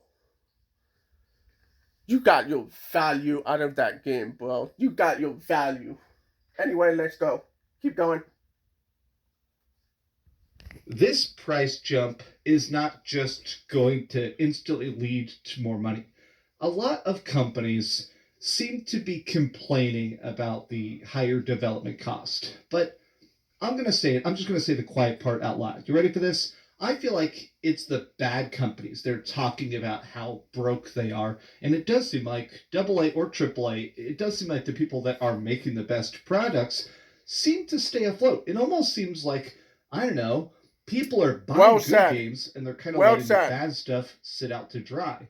And I like this. So there was this post done by Cromwell last year. I think I did a video talking about it as well. But essentially, he did a super long thread about how it's wild to consider this, but I mean, remember, Baldur's Gate 3 is technically an indie game. It sold 15 million copies, and it was completely independently developed. It's digital D&D. It became one of the biggest games of all time. It still gets hundreds of thousands of concurrent players, and they literally funded it, marketed it, hyped it, made it completely on their own. And they're like, look, man, you can't just say, hey, $100 will instantly be better, especially because I do think that, if anything, I think people are going to be even higher and more demanding about a $100 game. Look, if you think people right now are being incredibly harsh to $60 games or $70 games, wait till there's $100 games. People are not going to buy anything that's not a 10 out of 10. I saw this quote a couple of years ago. I can't remember where I saw it, but as a reviewer, I put a number at the end of my reviews, right? Especially good stuff. You know, recently I reviewed Dynasty Warriors Origins. That was surprisingly fantastic. I am actually working on a big review for Kingdom Come Deliverance 2, and you can watch my preview of it, but the short and sweet, that game is very big and very fun. Those are really, really good games, but we're currently creating stuff on a $60, $70 price scale. If I'm judging stuff on a $100 price scale, you know what? I'm definitely going to be a lot more harsh. I'm going to be like, okay, look, man, this is $60 good. Like the same way that if I see a really good game that's $20, like Crow Country, that game is extremely good. And in my opinion, it's better because it's $20. A $100 price point, boy howdy, you're going to see game after game flop, quarter after quarter of, oh, we didn't meet sales expectations. I put this into the video here, this slide, because it is interesting to think about the fact that in 2025, there is a good chance that BioWare, Rocksteady, Bungie, and Ubisoft are all just going to die. And Rocksteady is going to be the first one. Because the first casualty. The most reliable company. That's going to be you may not have liked their particular taste. Maybe you went, okay, I don't BioWare like, is a little the Bungie, in the same I don't level. like some of the older Halos, or I don't like the older real technical Ubisoft stuff like the older Baldur's Gate or early Dragon Age. Doing it on purpose. Even the people that didn't play it knew Bungie just doesn't know what to do. And now these companies are completely collapsing. statements like this would have gotten you laughed at a decade ago. And I do think. So, like I said in there, Rocksteady is gonna die first because we're talking about a company that makes Batman games so supremely well. I just saw a video by Kai Cenat, and he live streamed Batman Arkham City. And in that comment section, everybody agrees. Everybody agrees on this. Batman Arkham City is the single best licensed game ever made. That is not even a dispute. The single best licensed game ever made. BioWare. It's owned by Electronic Arts, but BioWare have had failures and has long development stretches, has canceled games here and there, not even doing anything well. I see them dying immediately after a big failure. Veilcar is trash, straight up trash. I'm sorry, not sorry. It is trash. Okay, I don't know how you made that game and thought that was a green light. Trash. The next, okay, Bungie is a little like, you could make the case that they'll go away, but Destiny is kind of a niche on its own, so it's not like they're not making money. It's not like that. It's just that they just need to bring out Marathon.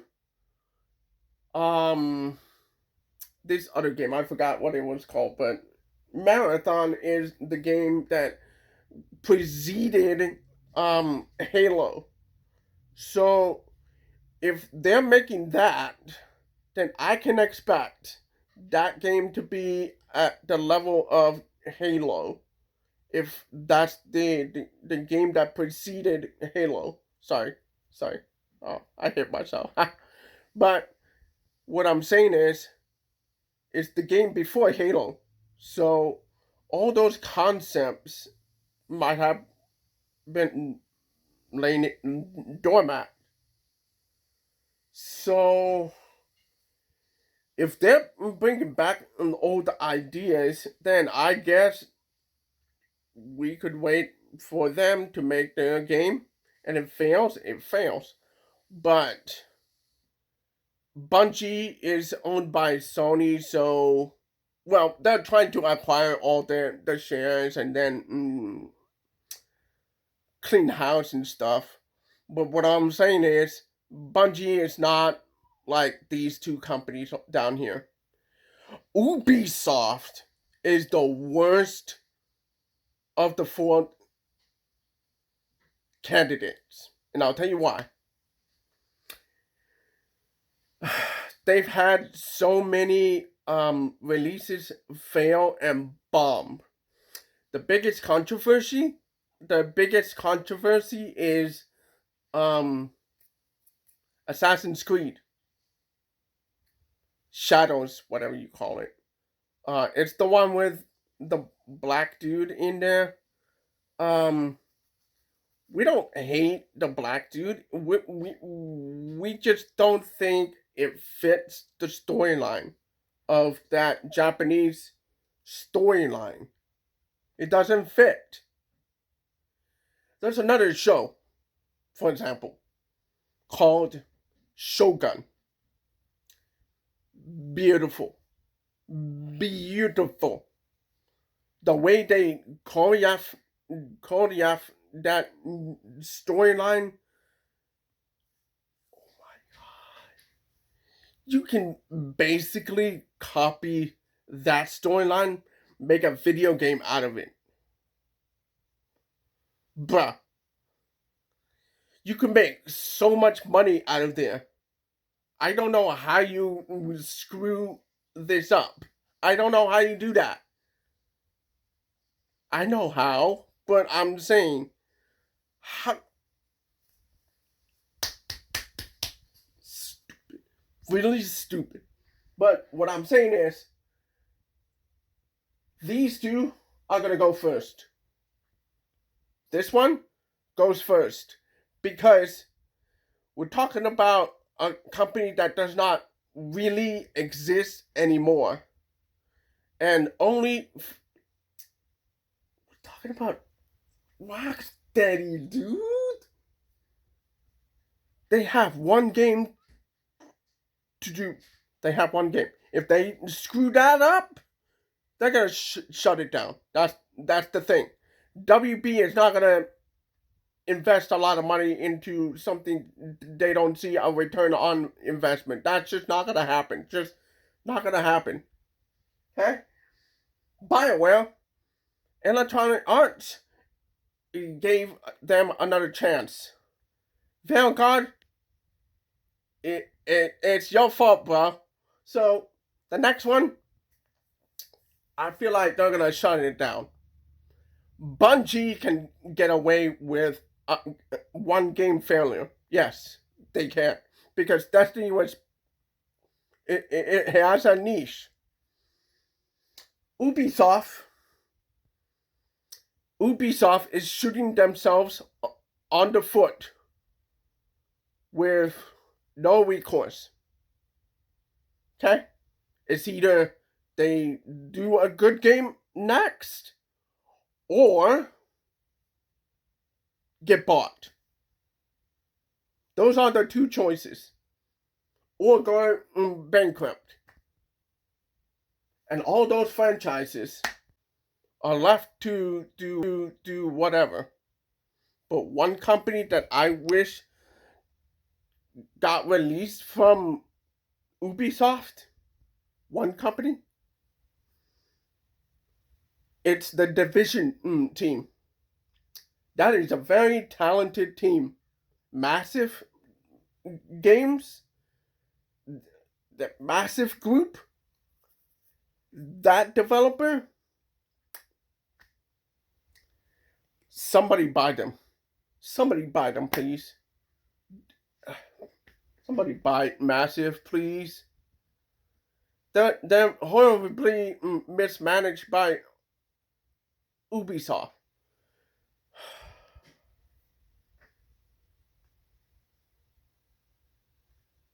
But the thing is, Ubisoft can literally hinge on the Division 3. That's the problem.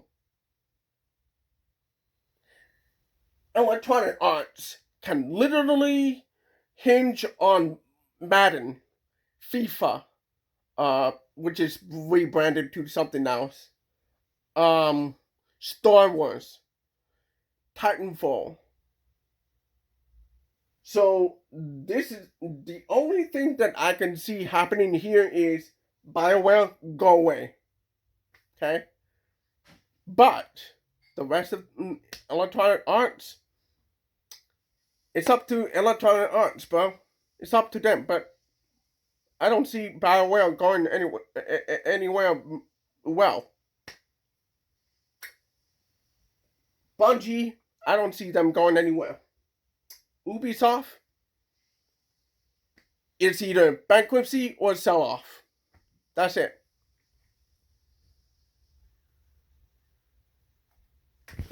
These are the four companies that, in my mind, are being killed specifically by these higher development costs of, hey, now we can't put out a game in 2 years, we got to spend 5 years on it, and then hundreds of millions of dollars on a marketing budget to make sure it gets enough attention to hope it sells. And some of them are not even doing marketing. All of these companies have put out tons of bombs recently, and it does seem like, unfortunately, as much as I like some of the stuff they've done, I don't know how long. Rocksteady doesn't have a marketing strategy, not even by WB Games or the conglomerate WB Warner Brothers. No, I don't see that. BioWare doesn't have a marketing budget or strategy, not even close. They're just letting the game go out in the wild and then be left there to do nothing. Bungie doesn't have a marketing arm. They just rely on the third parties. So, for example, Microsoft offered them the marketing for Halo and all their products. And then when they went with Sony, Sony provided the marketing. So Bungie is gonna do kind of well. Okay, Ubisoft doesn't even do marketing for half of the games, so it's just gonna be out there in the wild and left there and do nothing. Failguard, I didn't see no marketing for that. They just left it there to get roasted. It's not gonna work. You gotta do your marketing. Marketing is the most important thing in a video game company. Period. Nothing more, nothing less. If you do not have a marketing strategy for a video game, it's dead in the water. $100 or not. That's just how it is. Okay, let's go. These companies are going to live. And I do feel like, if anything, a $100 price tag is going to make it even harder to get people to be able to experiment.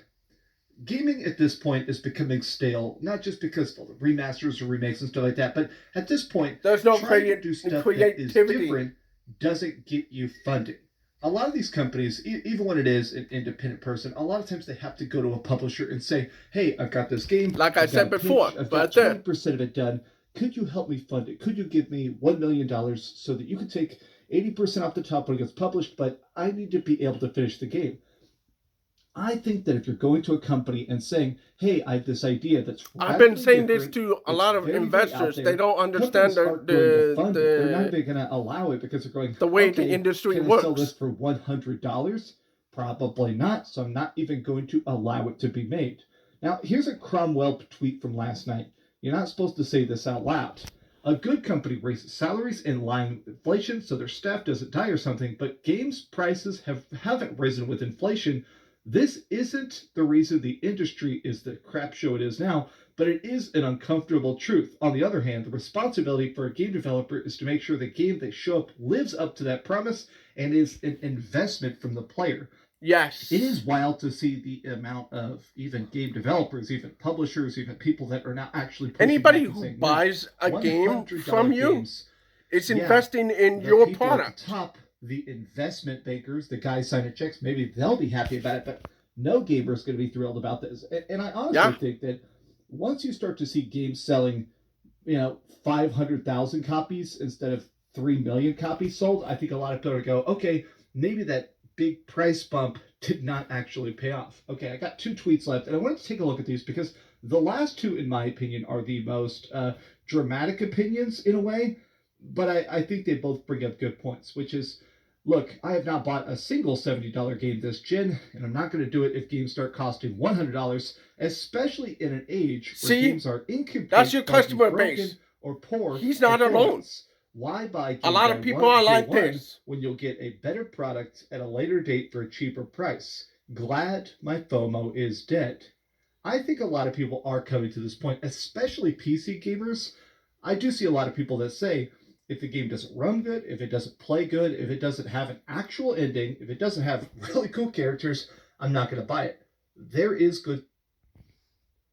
And to be fair, if the game fails on Steam, on the PC platform, that's where. Okay, so PC gaming is a little different between. PC gaming is a little different from console gaming, and the reason why it's different is because PC gaming, the Steam launcher is over here. It's not in a box like this. Okay?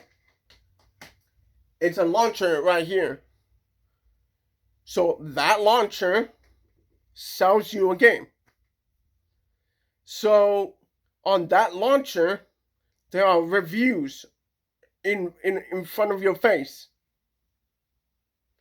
If that game fails the first day, I'm talking about the first day. I'm talking to you, Call of Duty. I'm talking to you, Activision. The first day, okay? The Steam launcher says the review of the game, and on day one, if your game bombed, the reviews fail in the Steam store. If it fails, your game will not sell. Okay? That's how it works on Steam. Okay? So, that Steam page is very powerful because if one word of that game failing and everybody does not like that game's not getting funded. That game's not gonna sell more copies. That game is not gonna sell more. And it's gonna tell everybody else, this game sucks. Don't buy it. And then everybody else, that word of mouth, everybody else is gonna say, don't buy that game. Go look at Steam. Check it out. Everybody doesn't like the game. So that launcher with the reviews is gonna kill the game. I'm talking to you, Activision. One screw up. Okay? And this is why Call of Duty is failing today, even on Steam. Okay? One screw up on Steam. One. Nobody's gonna buy your game. Nobody. So there's not gonna be a console release. There's not gonna be a console release. It's not gonna be put into a handheld machine. It's just not gonna happen. Okay? It's just not gonna happen. Okay? So if your game is on Steam and it succeeds, that money is gonna roll in faster like this. But if the game bombs at launch on Steam, that's it. That's it. That's it. And they see this on Call of Duty, nobody's gonna buy the game, bro. And even if they do, they're not gonna have that satisfactory experience of the game. It's just not gonna happen. Okay. So let's go. Good stuff to play. There is great stuff out there. There's a lot of stuff that, honestly, one thing I did not put in this video is I saw people talking about the fact that free to play is definitely going to take over the industry. If stuff starts costing $100, people are only going to play free to play games. I do feel like once stuff starts costing $100, people are going to buy almost nothing. I do feel like. Yeah. And it's going to be the alternative to these high-priced games, especially at $100. Everybody's just going to play whatever the free-to-play community gives them, and they're just going to eat whatever is going to be there. It's not a buffet. is well, it is a buffet, but I'm talking about like there's not a lot of options kind of thing. You know what I'm saying? So free to game it's gonna take over, and then people are just gonna sit there and act like they like the game, and even if they do, they're just gonna be in the same position as most of the Atari players of newcomers feel. Okay, so when I played Atari back in 1980, or whenever I was born, that year, I don't know, I forgot. I, it was in the first 3 years. Okay, so when I played Atari, I went like,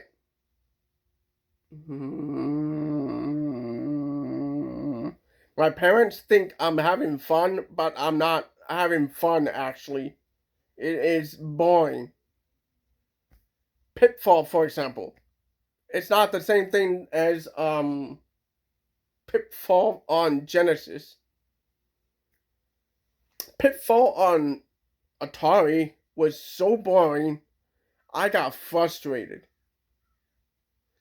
Like, when you make the jump, you have to do it the right way, or you will go into the hole. And then when it gets repetitive and annoying, then you drop the controller. And then you have Tempest, which is kind of like another game called Gyros on Nintendo. Gyros and Tempest have the same kind of design philosophy. Except Tempest came before Gyros. Gyros was successful in the arcade, and the Nintendo version sold like off the shelf. Even my cousin has it. Even my cousin had it. I should say. He had it. They had it, I mean. I'm just saying that we're gonna have a lot of that Atari effect. So you better be ready for this. Otherwise, you guys not gonna enjoy it. Okay? So let's keep going. We're almost finished with this part. And then we'll go to the final part of this video. Now, here's the last tweet, and I want to make it a point. I'm not attacking Shadow Elite here, but he says it's amazing how people don't think this is possible. GTA 6 could cost $100 for the base game, and it would probably still be the greatest game ever sold. And I bet same people arguing against $100 would still be the one to buy it. Now, obviously, I'm not saying that he's like taking a hot take. I just feel like this is true. Even I would buy the game, and I disagree with the price. Okay? But the thing is, we're talking about a cultural phenomenon with Grand Theft Auto 6. They can legally do this. Okay? They can get away with this kind of price charge. Okay? Nobody would complain about it. But what we're talking about is all these other companies, okay? Sega. Sega can't do this. I'll tell you why they can't do this. Because their quality assurances of all these games are spotty at best. Sometimes it's a good game, sometimes it's a bad game. Sometimes it's an excellent game, sometimes it's not. Sometimes it's trash. Sega has this on and off thing. On and off, on and off, on and off, on and off. Capcom is on this trajectory. It's going up. Game after game. Great games. Game after game, after game, after game. But they cannot price the game like Grand Theft Auto, and I'll tell you why. Because even if one game succeed, that game, that next game is gonna fail. Okay, it's not always like that, but Capcom does not have the same pedigree as Rockstar. That's my point. Okay, Capcom has this great run, but they can't get away with the $100. Weird, but that's how it is. Microsoft cannot get away with $100 game. Microsoft does not have this great track record. No, they don't. Sony has a spotty track record. It's good, bad, good. Concord is their worst game. God of War, great games. Uncharted, great games. Stellar Blade, great game. Spider-Man games, great games. But those are the statistics that is not gonna be the same as Rockstar. Because every time they make a new Grand Theft Auto game, it is the same quality or better. Okay? So that's not gonna be that easy. Next video is gonna have a great point. Like I've been saying.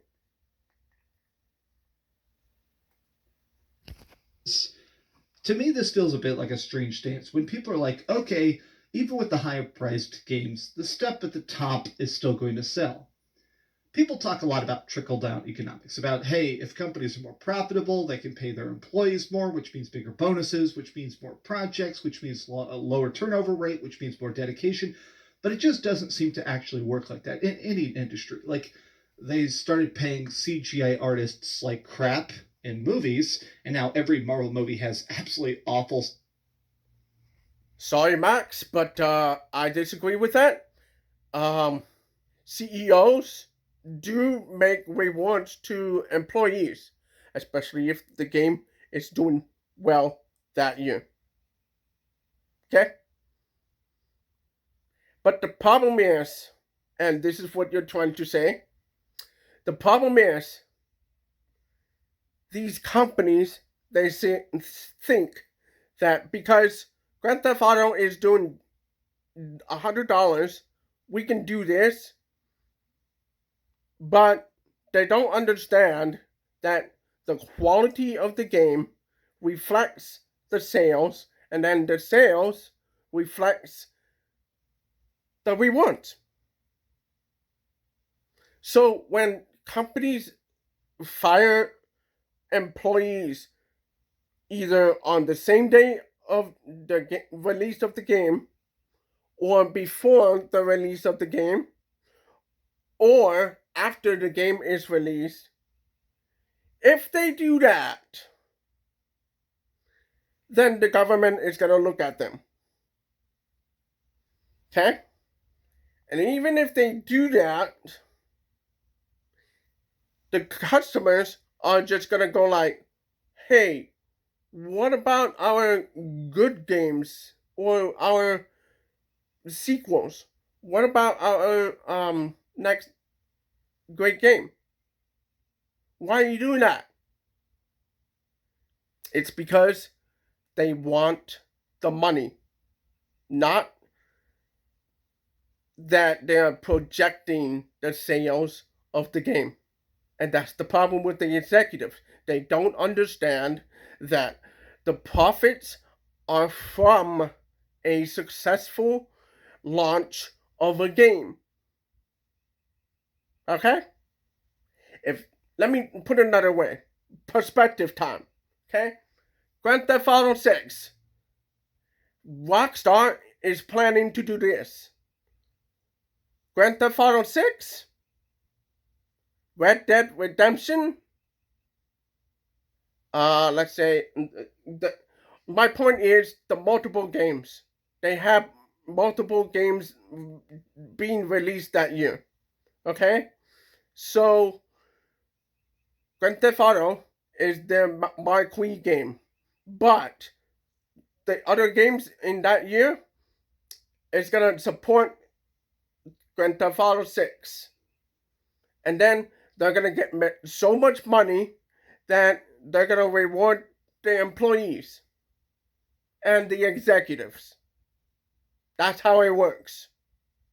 It's because the surplus of funding from 3 games goes to the employees, the executive, to the founders.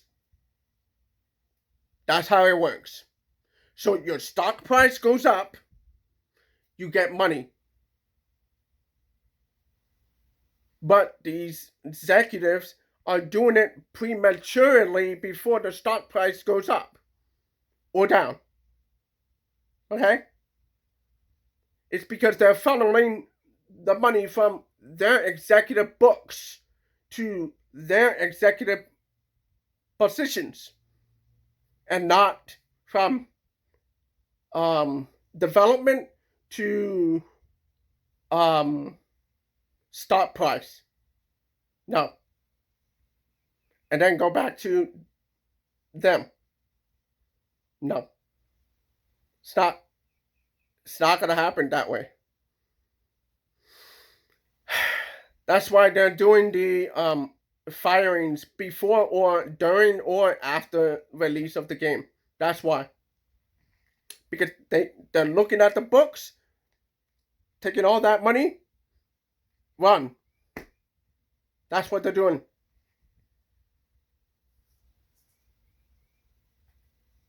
CGI. Even if the they whole don't movie's get filmed fired, on green screen. I feel like that they're gonna same keep doing it. effect is going to happen here.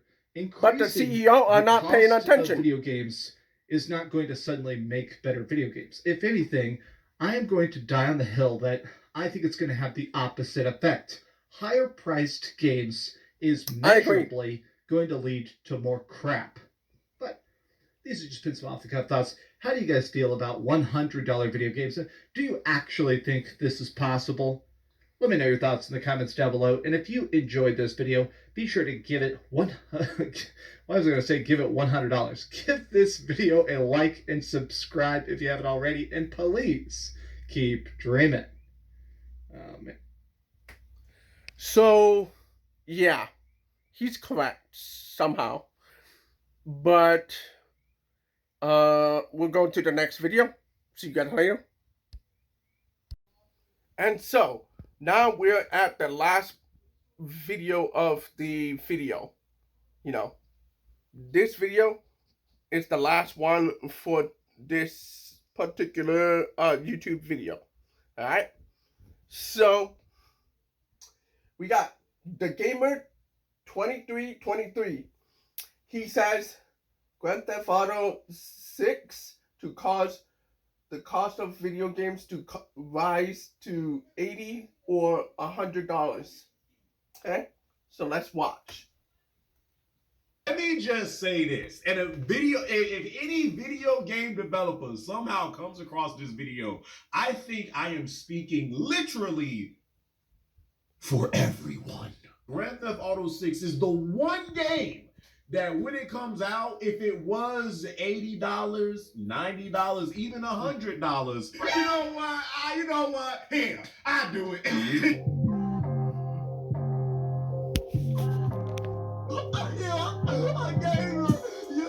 That's his intro, so let it go.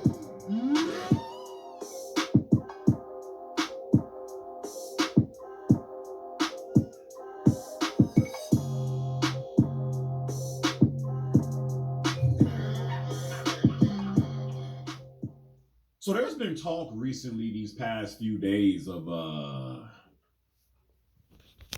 big dog, the big game that most of us are waiting for this year. If it comes out this year, if it don't get delayed, cross his freaking fingers. GTA 6, that Grand Theft Auto 6 that the game could possibly reach $100 price range. Now, before you be like, whoa, we ain't doing that, not me, no sir.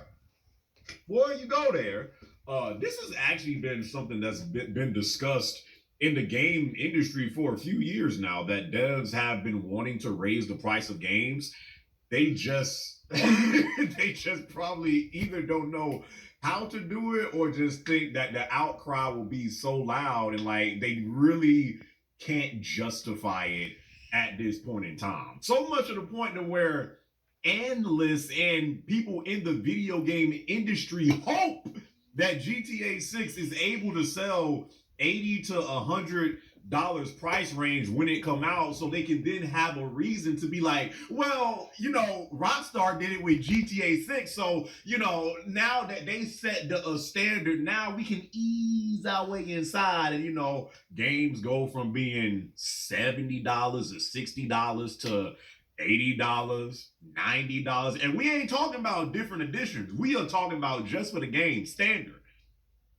They kind of hoping that GTA 6, you know, is able to do that, to kind of, you know, open the floodgates, essentially, so they are then able to do this stuff.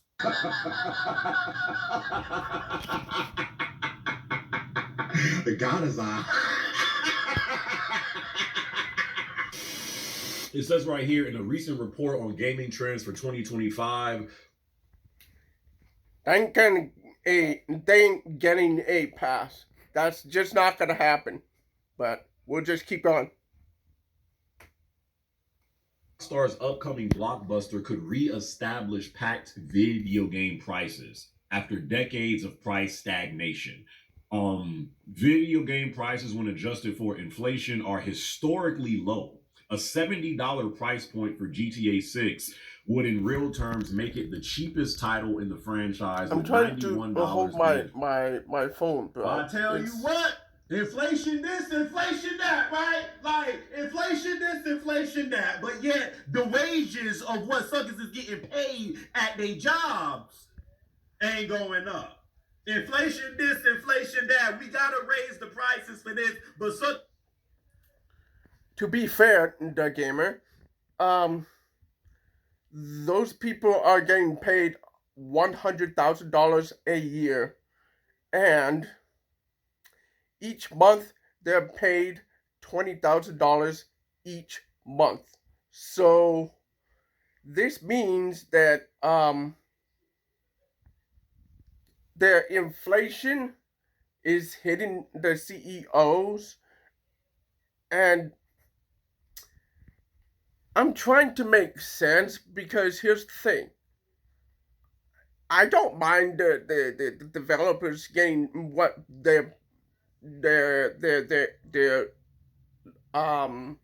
not legally, like the market price. Okay, so let's say the standard price of a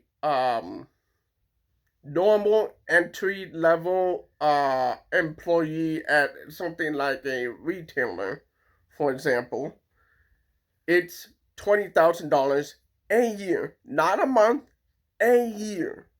So these game developers are getting paid the same median price as a entry level retail position makes in a year, and they do it in a month. Okay? And it's not just salaried, it's also like on a contract to contract basis. So if a CEO says you're getting paid $100,000 a year, that's it. Okay? That's what's happening right now. And then there's redundant positions in the company too. And so that inflates the price of the valuation of the company. And so that's what we have here. So there's that point. salary ain't getting raised at their jobs. Can I get an amen on that one? Okay, all right, okay, all right. They're going to blame it on inflation. While this price hike would certainly raise eyebrows with the video game audience, GTA 6 would be the cheapest GTA game ever released and stuff like that. And this is a report from Ball. Who is Matthew Ball? Epi Leon CEO. I don't know if I just butchered the hell out of that. Let me just say this. And if any video game developer somehow comes across this video, I think I am speaking literally for everyone. Don't you suckers get it twisted. Don't get it twisted, bro. Don't you suckers get it twisted.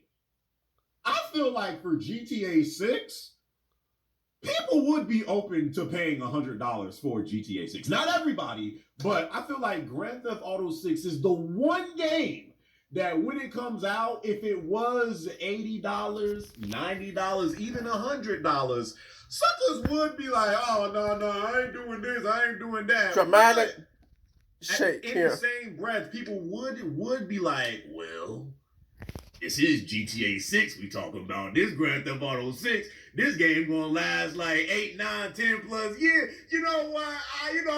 Here, I do it.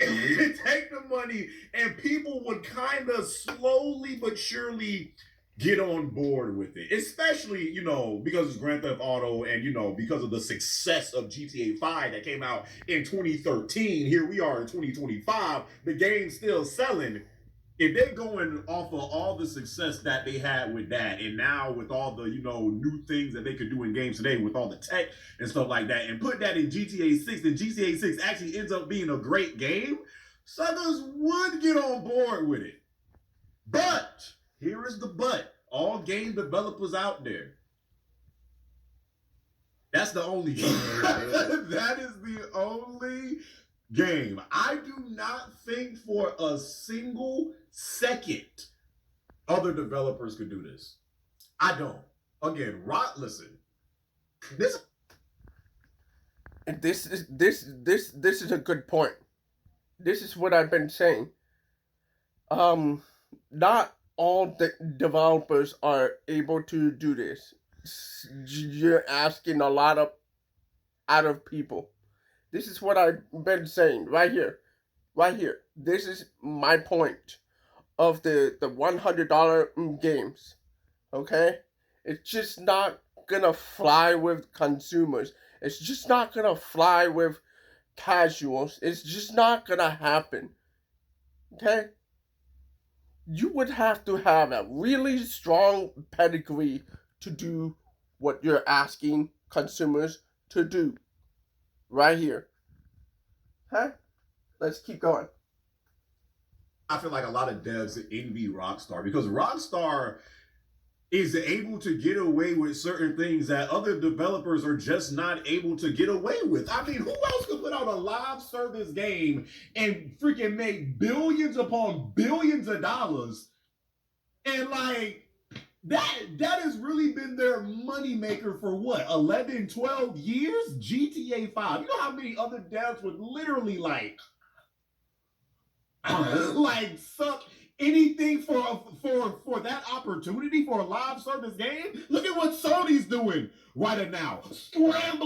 Literally scrambling, looking for some live service game. Grand Theft Auto is very different from any other gaming franchise out there. That's why I feel like people would be cool with it because of the fact, not necessarily because it's Rockstar, but because it's Grand Theft Auto. Grand Theft Auto is just unlike any other franchise out there to where people would get on board with this. So my thing is this. If people in the gaming industry are, hoping that, if GTA 6 does a good, then that'll be our, foot in the door to start charging $100 for, no. Ain't nobody trying to buy no $100 game from freaking Ubisoft or Capcom or Bungie, Activision, Epic Game. No. Basically what I just said. Do not, game developers, do not get this junk twisted. Y'all are not Grand Theft Auto, period. Like, it's not even the fact that you're not Rockstar. It's honestly, it just stems to the fact no other gaming franchise out there. It's not just the developer, but it's also the franchise. Okay, if you develop a good game on the scale of Grand Theft Auto, on the branding scale, both on the consumer side and perception and the development pipeline, you can get away with a lot. Okay, here we have Rockstar getting away with investor money because they trust them. Okay, those investors, they trust them to make a high quality video game with Grand Theft Auto. No other franchise is able to do that. Okay?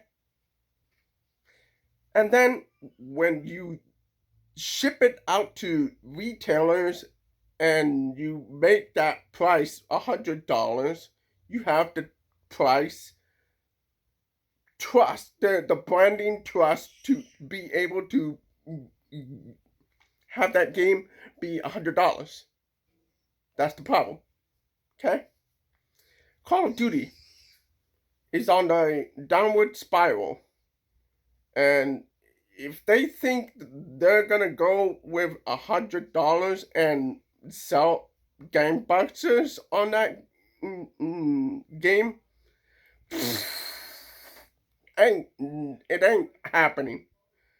You need that brand trust, both on the investor side and on the consumer side, the game player side. Okay?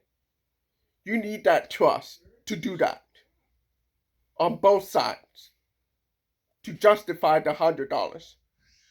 Okay?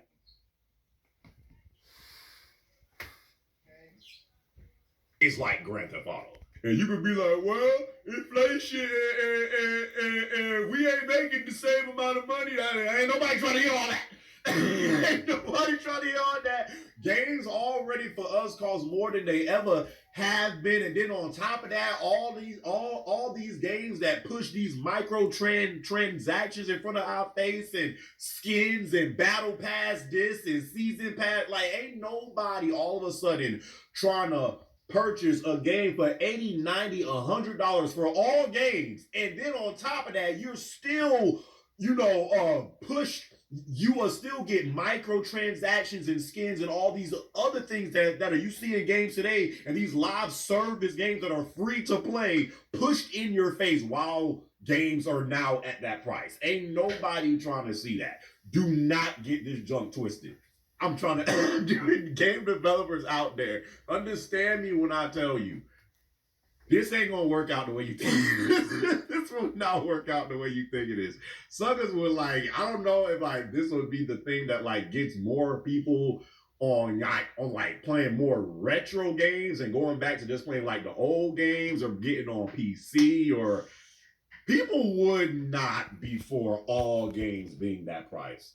I already could tell you that. No. So yeah.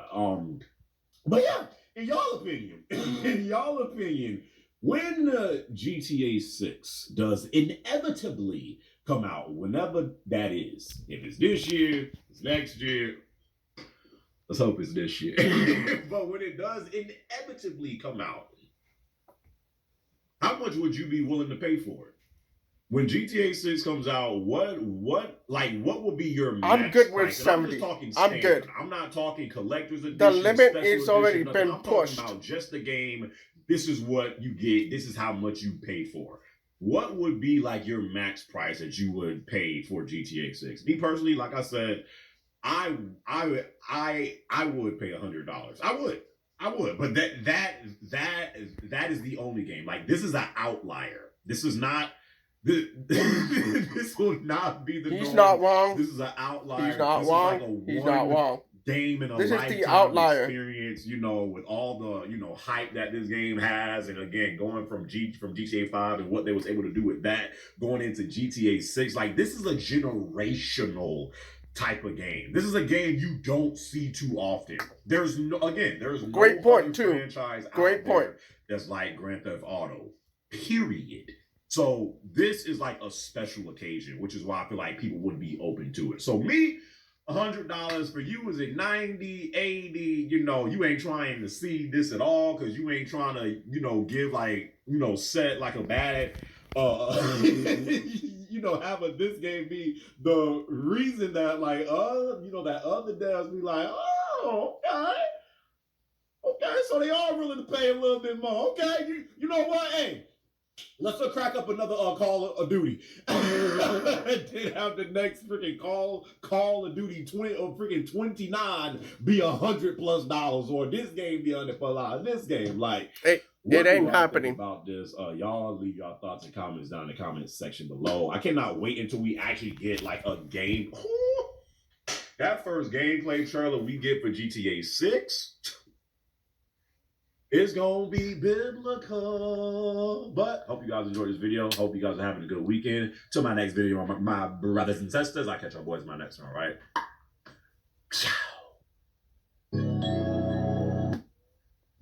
So, like I've been saying this whole video, Grand Theft Auto 6 is the once-in-a-generation kind of game. It is the industry-wide social event. Let's put it that way. Grand Theft Auto 6 is the industry-wide gathering of people. Grand Theft Auto 6 is the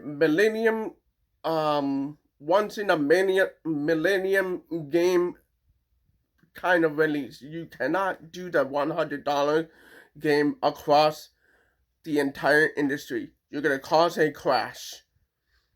That'll be all for this video. Like the video, subscribe to the channel, comment on the video,